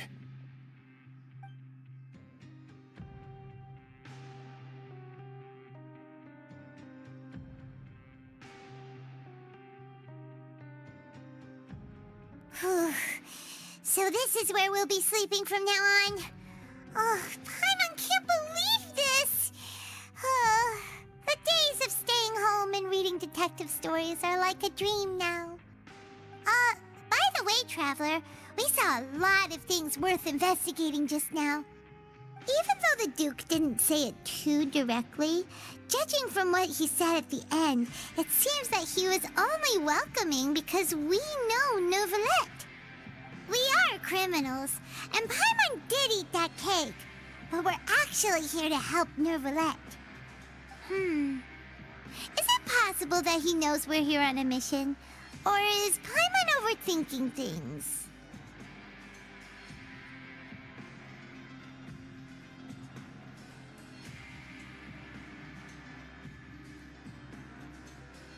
Yeah, Paimon thinks so too. He probably knew why we came here from the very beginning and intentionally wanted to send us a message. Maybe something like, "Hey, I have my eyes on you, so don't try anything funny." Yeah, you're right.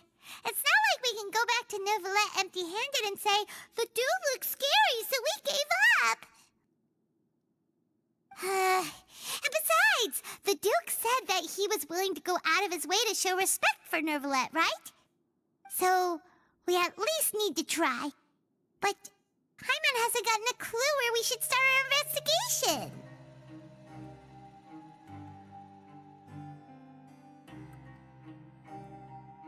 You mean...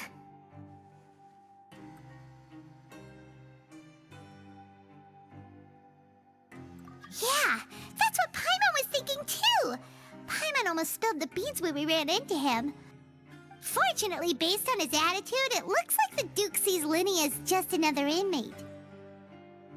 We worked so hard to help clear Linny and Lynette's names, and yet we turn around and bam! He's in prison anyway!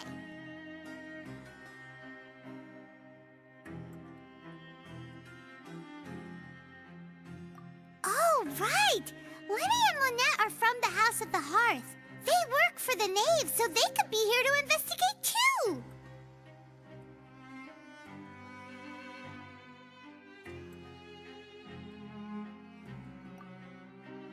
Huh?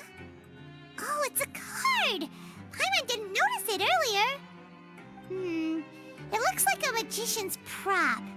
Lenny must have left it here. He's in prison and still doing his little tricks, huh? Let Paimon have a look. It was nice to bump into you again. Let's catch up in the production zone tomorrow. What in the world? It's written like he's greeting a buddy on the street. Paimon thought he'd write something important. If you say so, we can ask him what's going on tomorrow. Let's get some rest now.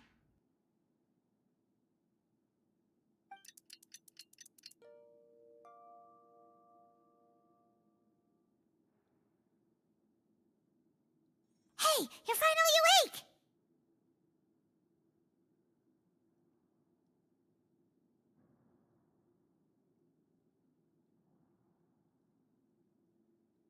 Well, it's Paimon's first day as a prisoner. Last night, Paimon dreamed about getting interrogated by the guards until Paimon told them everything, and then Paimon woke up.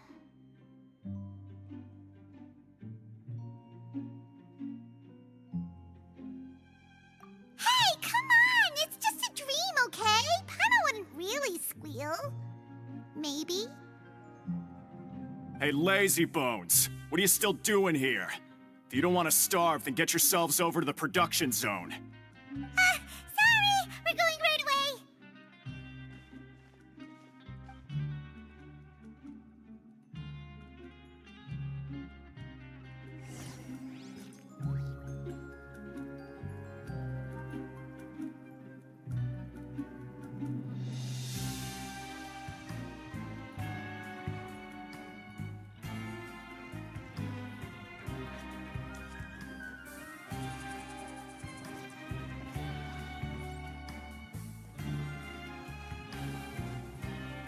Let's fly!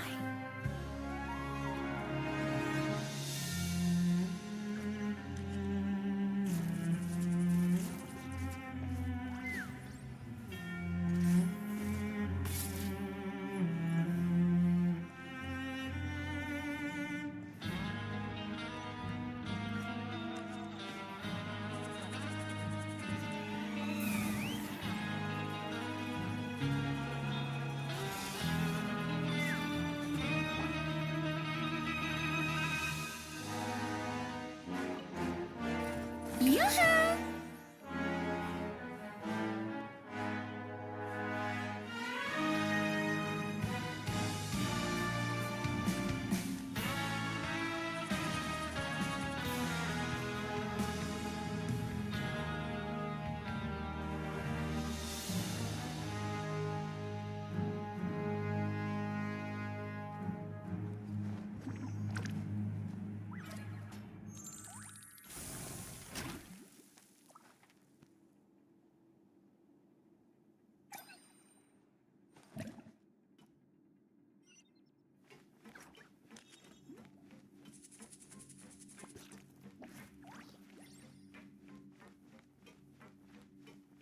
Take me up!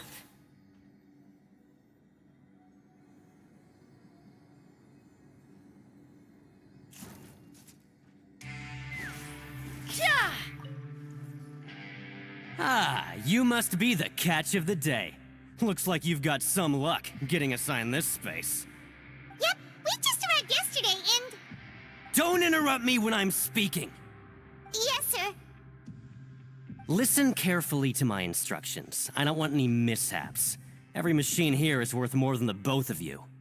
Working around these machines can be very dangerous. Do your job well, and you can eat in the cafeteria after your shift. Get sloppy, and you dine in the infirmary. Anyway, the Fortress of Meropide doesn't want to lose a single one of its machines. And it also doesn't want to waste the production potential of any inmate. You got that? Got it! Your job is to use the machine over there to process widgets. Watch carefully, and make sure you step on the pedal at the right time. If the machine gets jammed, then give it a little maintenance with your fist. Here, Take this. Bring me the processed widgets, and I'll give you some credit coupons in exchange.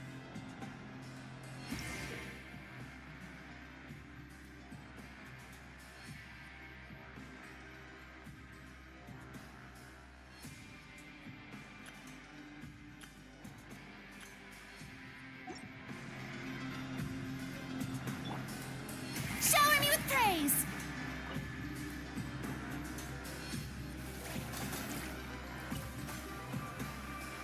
So if the machine gets jammed, you just need to attack it to fix the problem.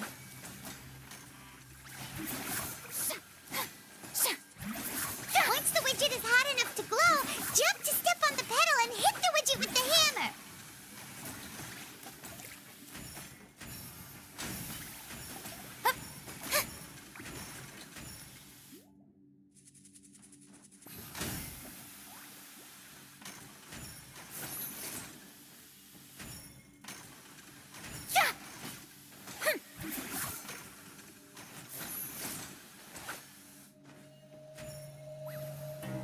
Okay, you got it! Great!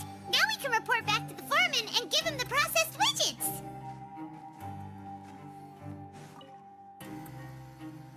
Huh. This one is tolerable. Though, since the processing is done by machine, the product is all pretty much the same anyway. Alright, I'll pass you for now. And we'll Paimon's exhausted. We're done now, right? Oh, that foreman. He's so scary that Paimon couldn't even speak. Ugh. Even though Paimon's starving and wants to head straight to the coupon cafeteria, we still need to meet Lenny first, right? He probably just finished up his work, too. He should be around here somewhere.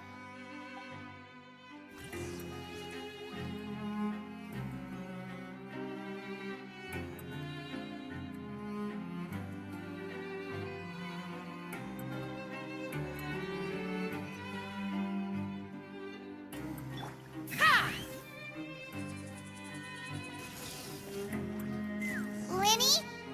Mr. Magician? Where are you? Oh, this had better not be some disappearing act. He doesn't seem to be around here. Let's try looking somewhere else.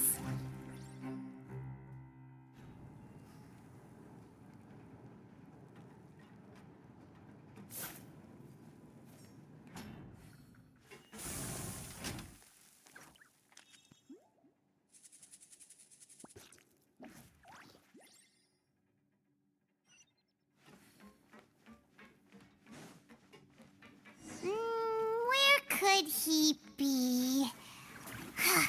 Did he decide to slack off and sleep the day away?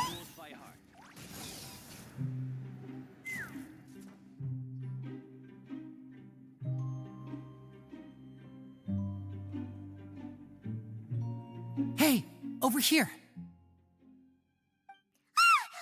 Oh, you scared Paimon! How did you appear out of nowhere like that? Oh, you scare so easily now? Is there something worrying you these days? You little... The only thing we're worried about was trying to find you. Sorry. Come over here and keep it down.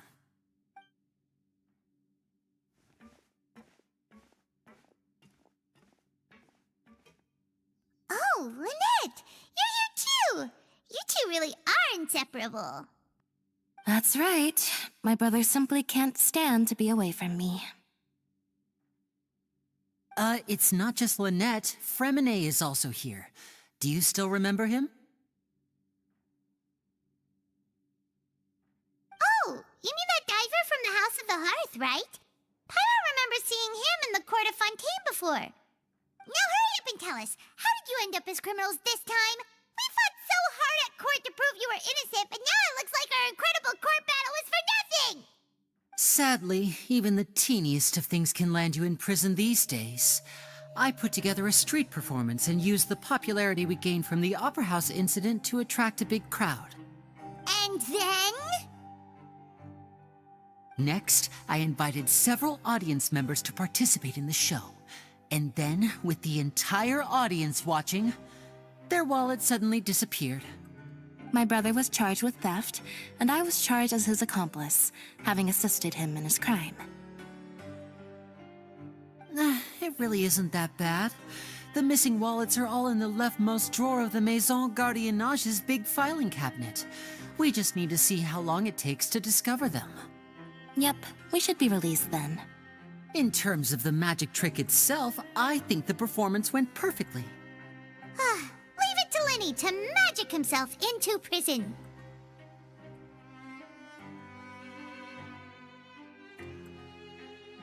Indeed. Last time I hid my identity from you, I promised that I'd tell you absolutely everything if you were angry about it.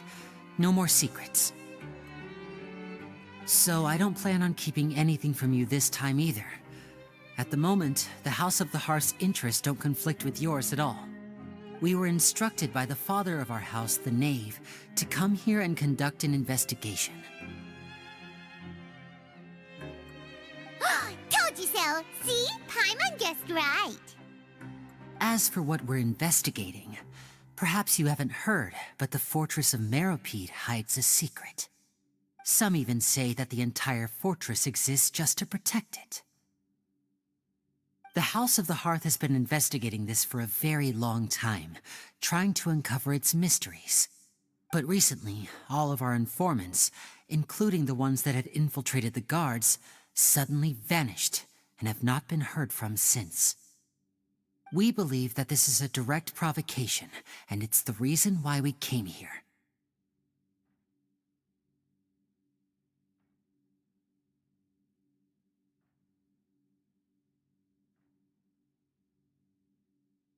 Father has somehow managed to confirm that Focalors does not have Fontaine's gnosis. Huh? How did she manage to learn information that important? Father has her ways. Many of them are beyond our imagination, and we've never had the chance to see her at work. But we trust her conclusions. It was this information that led us to suspect that Fontaine's gnosis might be in the fortress of Meropide and is related to that secret. So it's all about the Gnosis again. Well, that's about it from our side. How about you two? Did Monsieur Nervulette send you here? Bingo! The Knave has been applying a lot of pressure. She wants to know what happened to Child, so we came here to investigate. Traveler, are we allowed to tell them?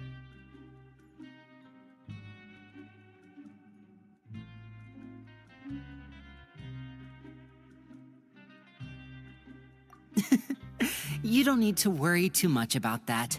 She's just asking for a report on Master Child's predicament as a means of pressuring you. Father used this situation as a pretext to negotiate with two high-ranking officials in the court of Fontaine. She actually just wants to be able to make concessions on this matter for gains elsewhere, almost like a bargaining chip. Sometimes you need an excuse to do things you otherwise couldn't.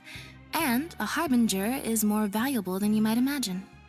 Of course, it's not a complete farce. If we do manage to find out what happened to Master Child too, then diplomatic relations with Fontaine could improve, and Snezhnaya might even be able to adjust its stance a bit. Is it just Paimon, or does it feel like we're the only ones who actually care about Child's situation? The relationship between the Harbingers must be as bad as ever. I wouldn't go that far.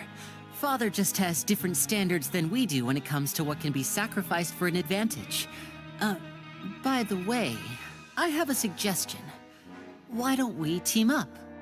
Even though we have different objectives, we're both here to investigate the fortress of Meropide. It would be more efficient for us to work together.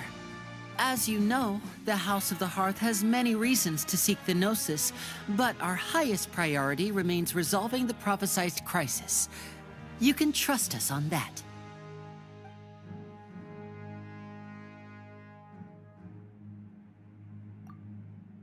See, I told you. Is that so? Sure enough, it won't be easy to convince them to cooperate with us. Lenny seems to be thinking pretty hard about something. Of course he is. Lenny has been looking forward to a chance to reach an understanding with you ever since last we met. Or I should say, we were really looking forward to teaming up with you this time. Lynette, just tell them everything, why don't you? It's okay to open up a little.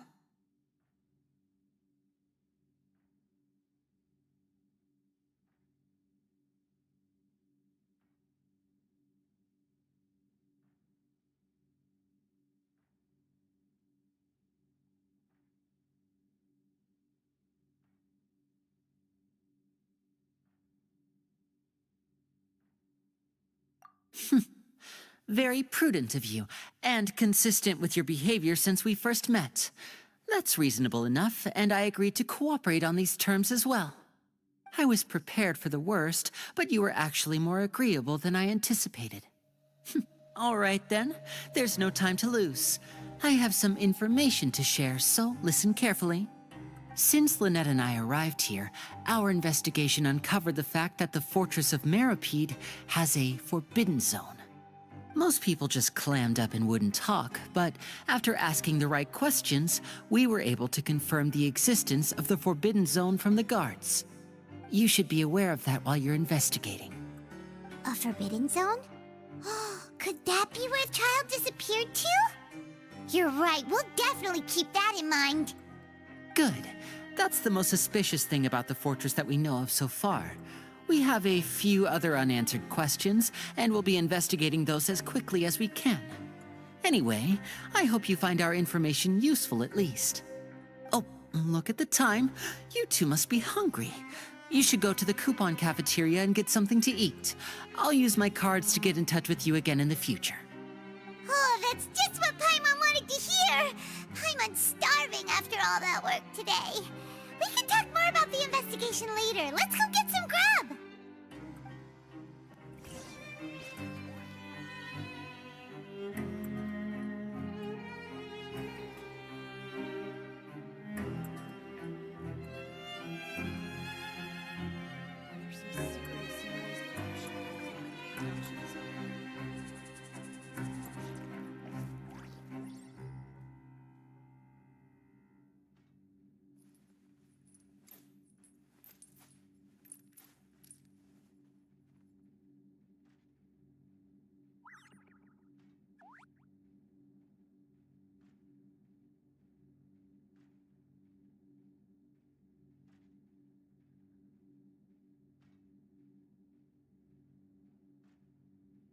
There's some serious noise pollution going on in the production zone.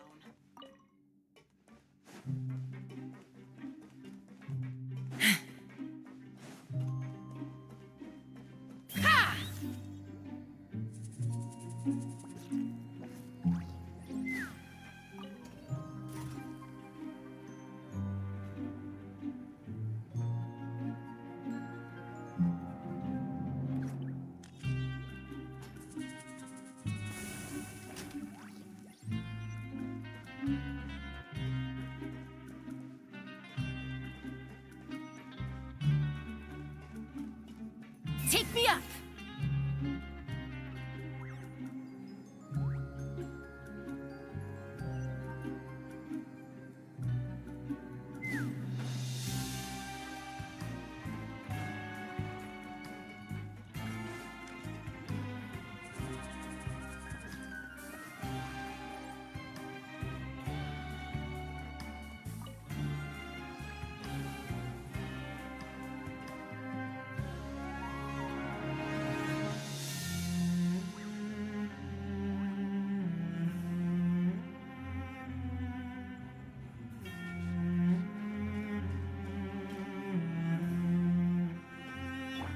Shower me with praise!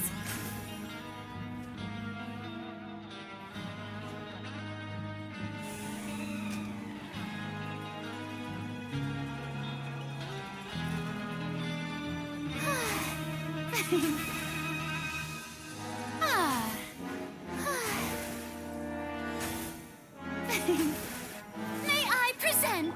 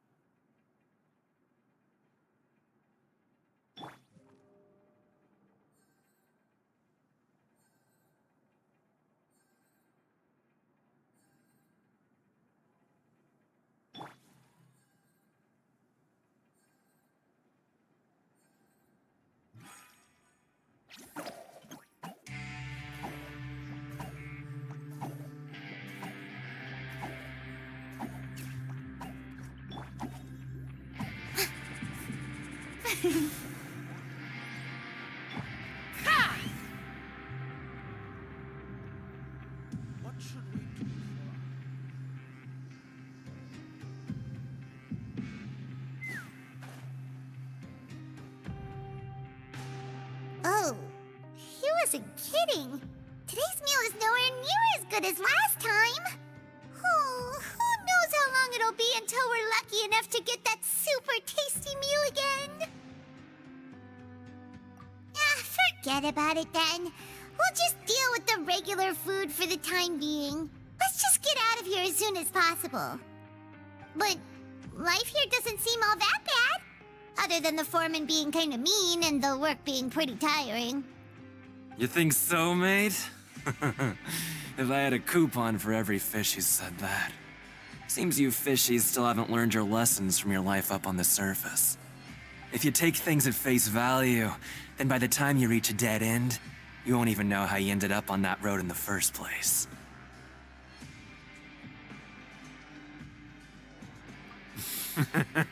I like your attitude. I can, let you in on a little something. Everyone's been telling you to just follow the rules and not cause any trouble for yourself. Am I right? But what they don't tell you is that the rules aren't exactly what they pretend to be. The rules for being a prisoner.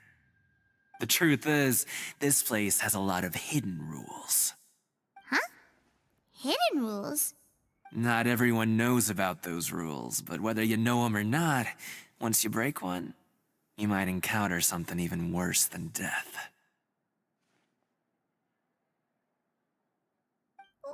Really? Oh, now you're really scaring poor Paimon. Don't joke around like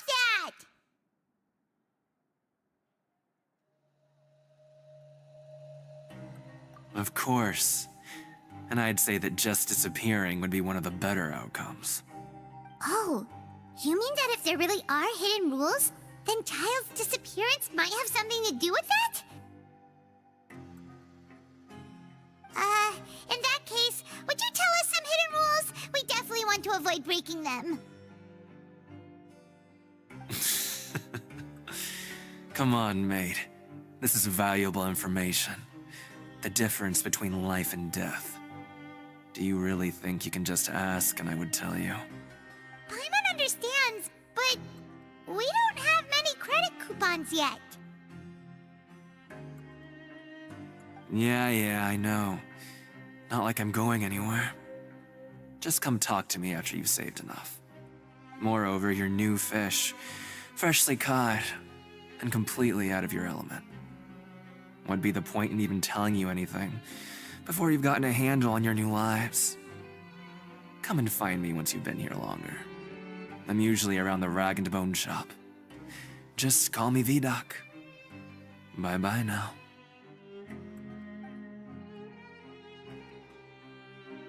He left. Just like that. Huh. Do you think he's just trying to scare us into buying fake information from him?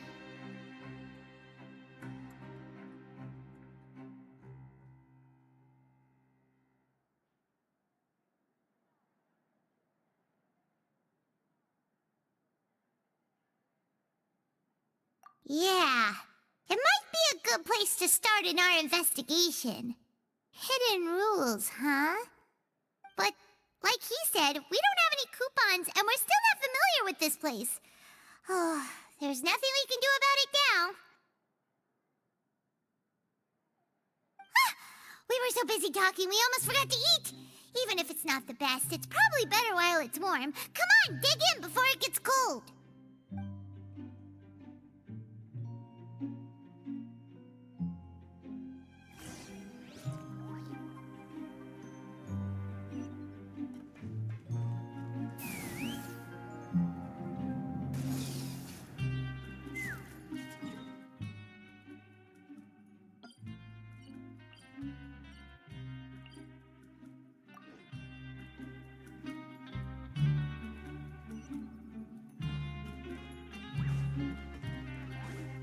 Let's fly!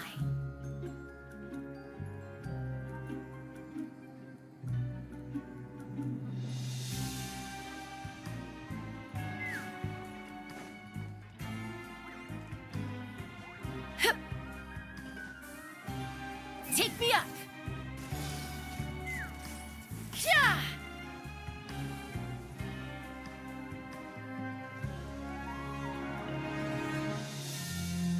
So Paimon just confirmed with the guards that our shift is set for every morning, and we're free to do whatever we want all afternoon. But it seems like most of the other inmates choose to continue working through the afternoon to earn more credit coupons. Oh, and they also said that you can use coupons to skip work in the morning and free up your time. They weren't kidding. Credit coupons really can be used to do anything here. Paimon's so tired. And we'll need to wake up and go to work in the morning. Without any credit coupons, it's not like we can really do anything else. Nighty-night, Traveler. Paimon hopes we can keep making progress on our investigation tomorrow.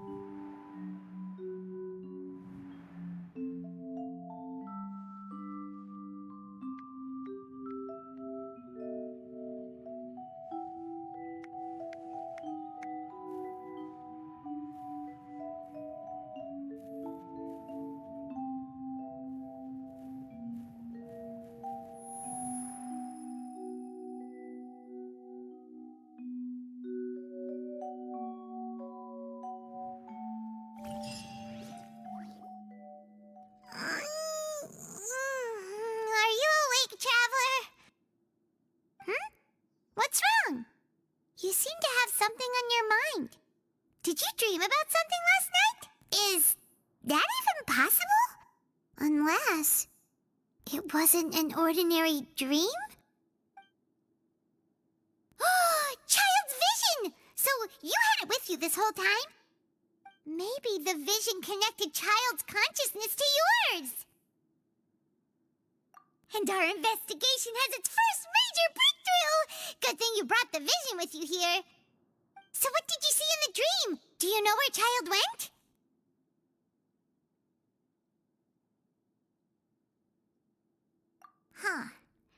Okay. Well, hopefully it'll be a bit more helpful in the future. What's more important now is that it's the start of another new day as prisoners. Let's do our best to earn more credit coupons. What's the plan for today?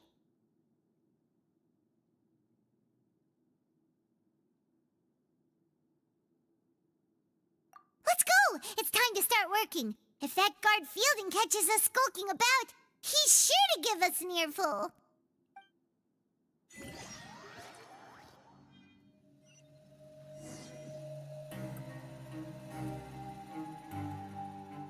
Look who decided to show up. Get your butts in gear and get to work. Time's a-wasting. Good, here you go. Remember to give me the widget once you've finished processing it.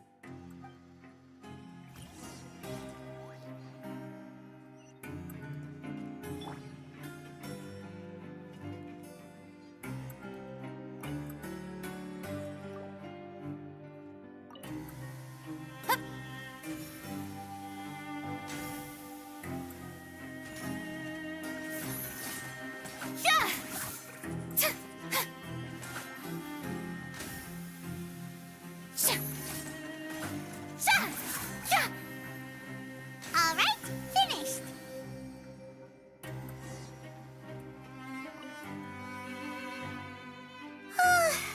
Paimon's beat. But after so many shifts, it seems we're really getting the hang of it now.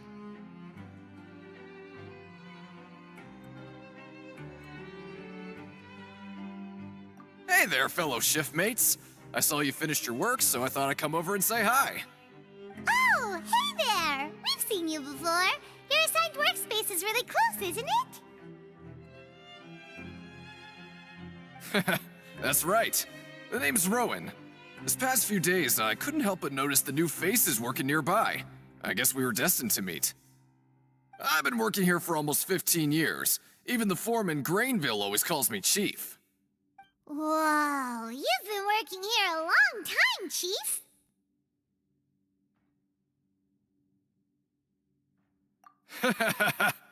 If there's anything you'd like to know, just ask me.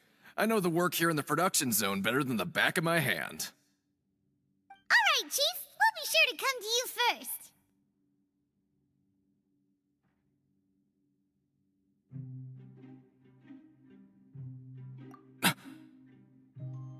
Did you just ask about the rules?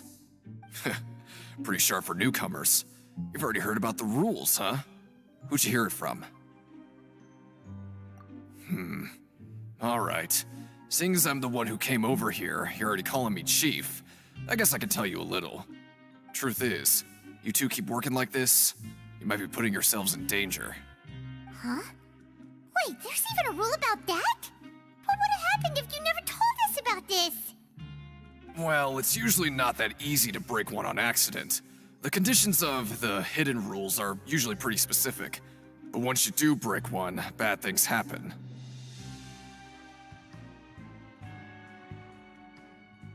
If you work continuously in the production zone for 3 days, and if all you do besides eating and sleeping is just work, then something bad will happen during lunch on the 3rd day.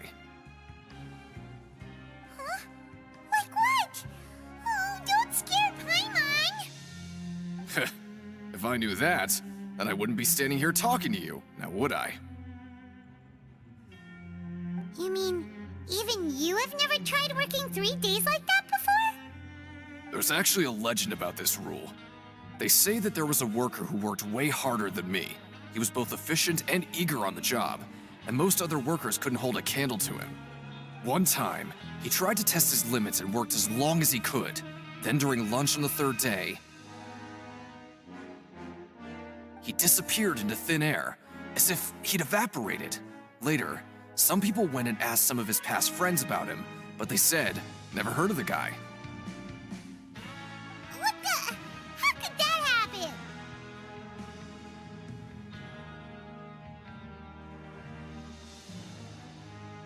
Unfortunately, we were assigned different production zones. I never saw for myself what he looked like. Wait, are you thinking that it was... Huh? Oh? You... Listen, kid. This ain't the kind of thing you should be curious about. Let me tell you, you're better off forgetting about it and looking after yourself. Now I kind of regret ever telling you. Yeah, I agree with Chief here. Do you really want to try?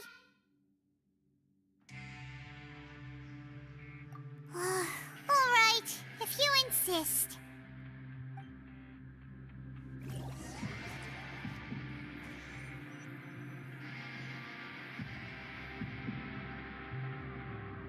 Oh, just a regular meal set. Guess Paimon shouldn't get her hopes up.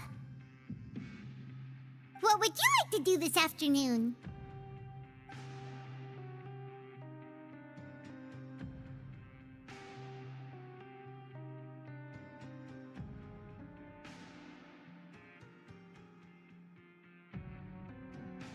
But Paimon really hopes the foreman will be in a better mood today.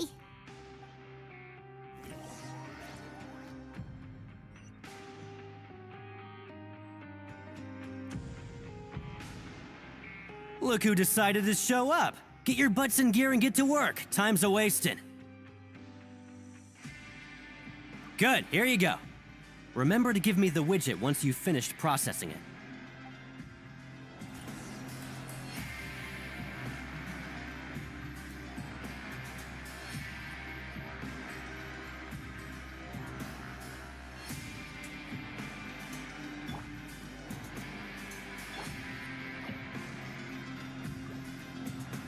Yoo-hoo!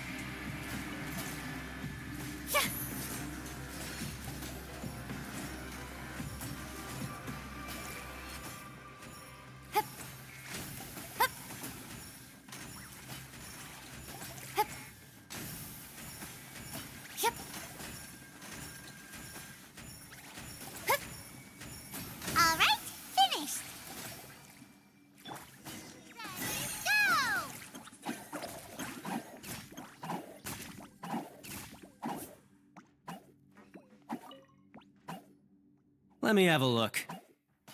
Not bad. Right, here's your credit coupons.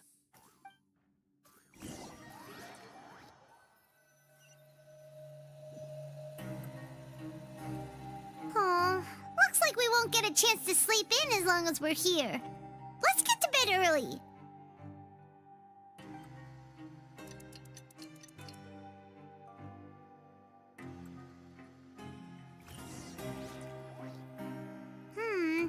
Maybe we can make some progress in our investigation today. What do you have planned for us?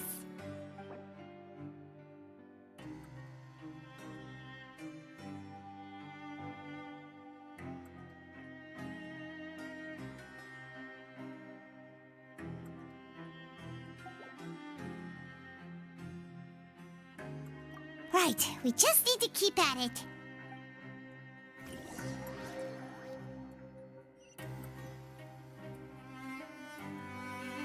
Look who decided to show up! Get your butts in gear and get to work. Time's a-wasting.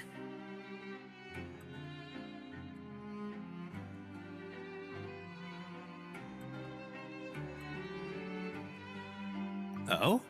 What's with suddenly wanting to work so hard? You need coupons that badly? Sure. Let's just say we really want to test our limits.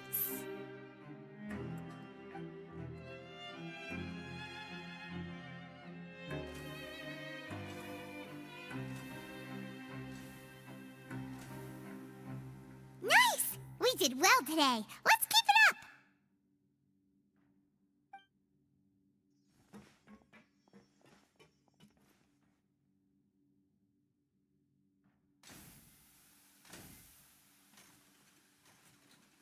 Ooh, Paimon's had it.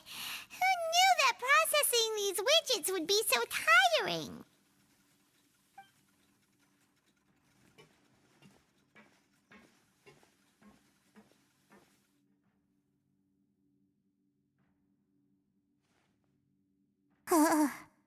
That's it. Paimon doesn't even have the energy to talk anymore. Is it time to eat yet?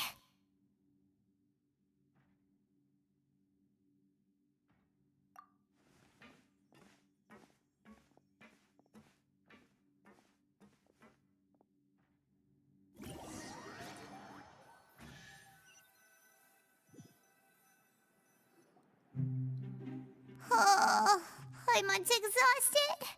It's... Wait a sec.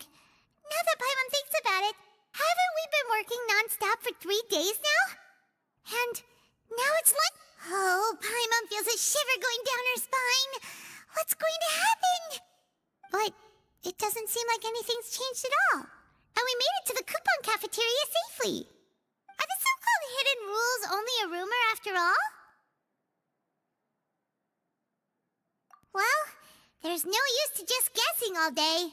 Paimon's stomach has been grumbling the whole time. Let's just eat already. Paimon wonders what we'll get today. Maybe we'll get the super lucky meal. Wait, what? What in the world is this? What's with Paimon's food? And yours is the same. Is this stuff meat? But it looks and feels so bizarre. What kind of chef would make food like this? What do you think is going on? Is this the bad thing that Rowan was talking about?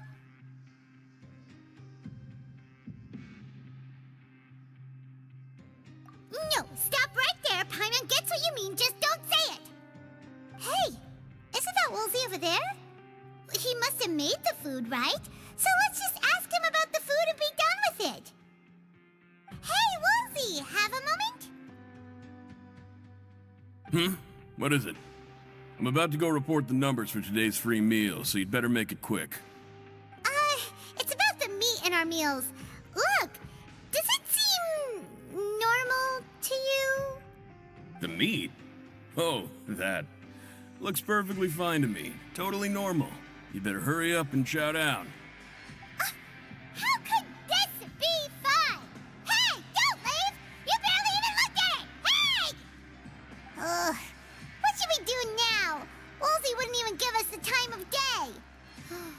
Is he trying to hide something? Yeah, looks like we have no other choice. Paimon was positively famished a minute ago, but now she's lost her appetite.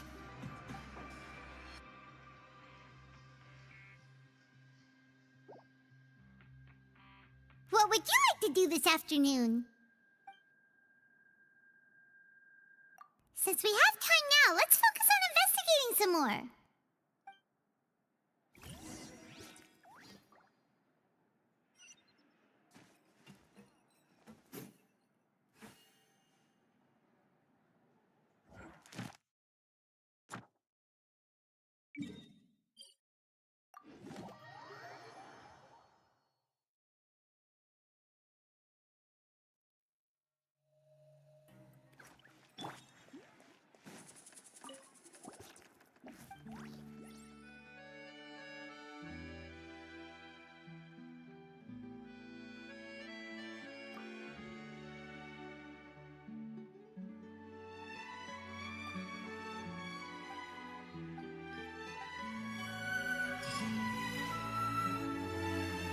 Ad Astra. Thank you for Ad Astra.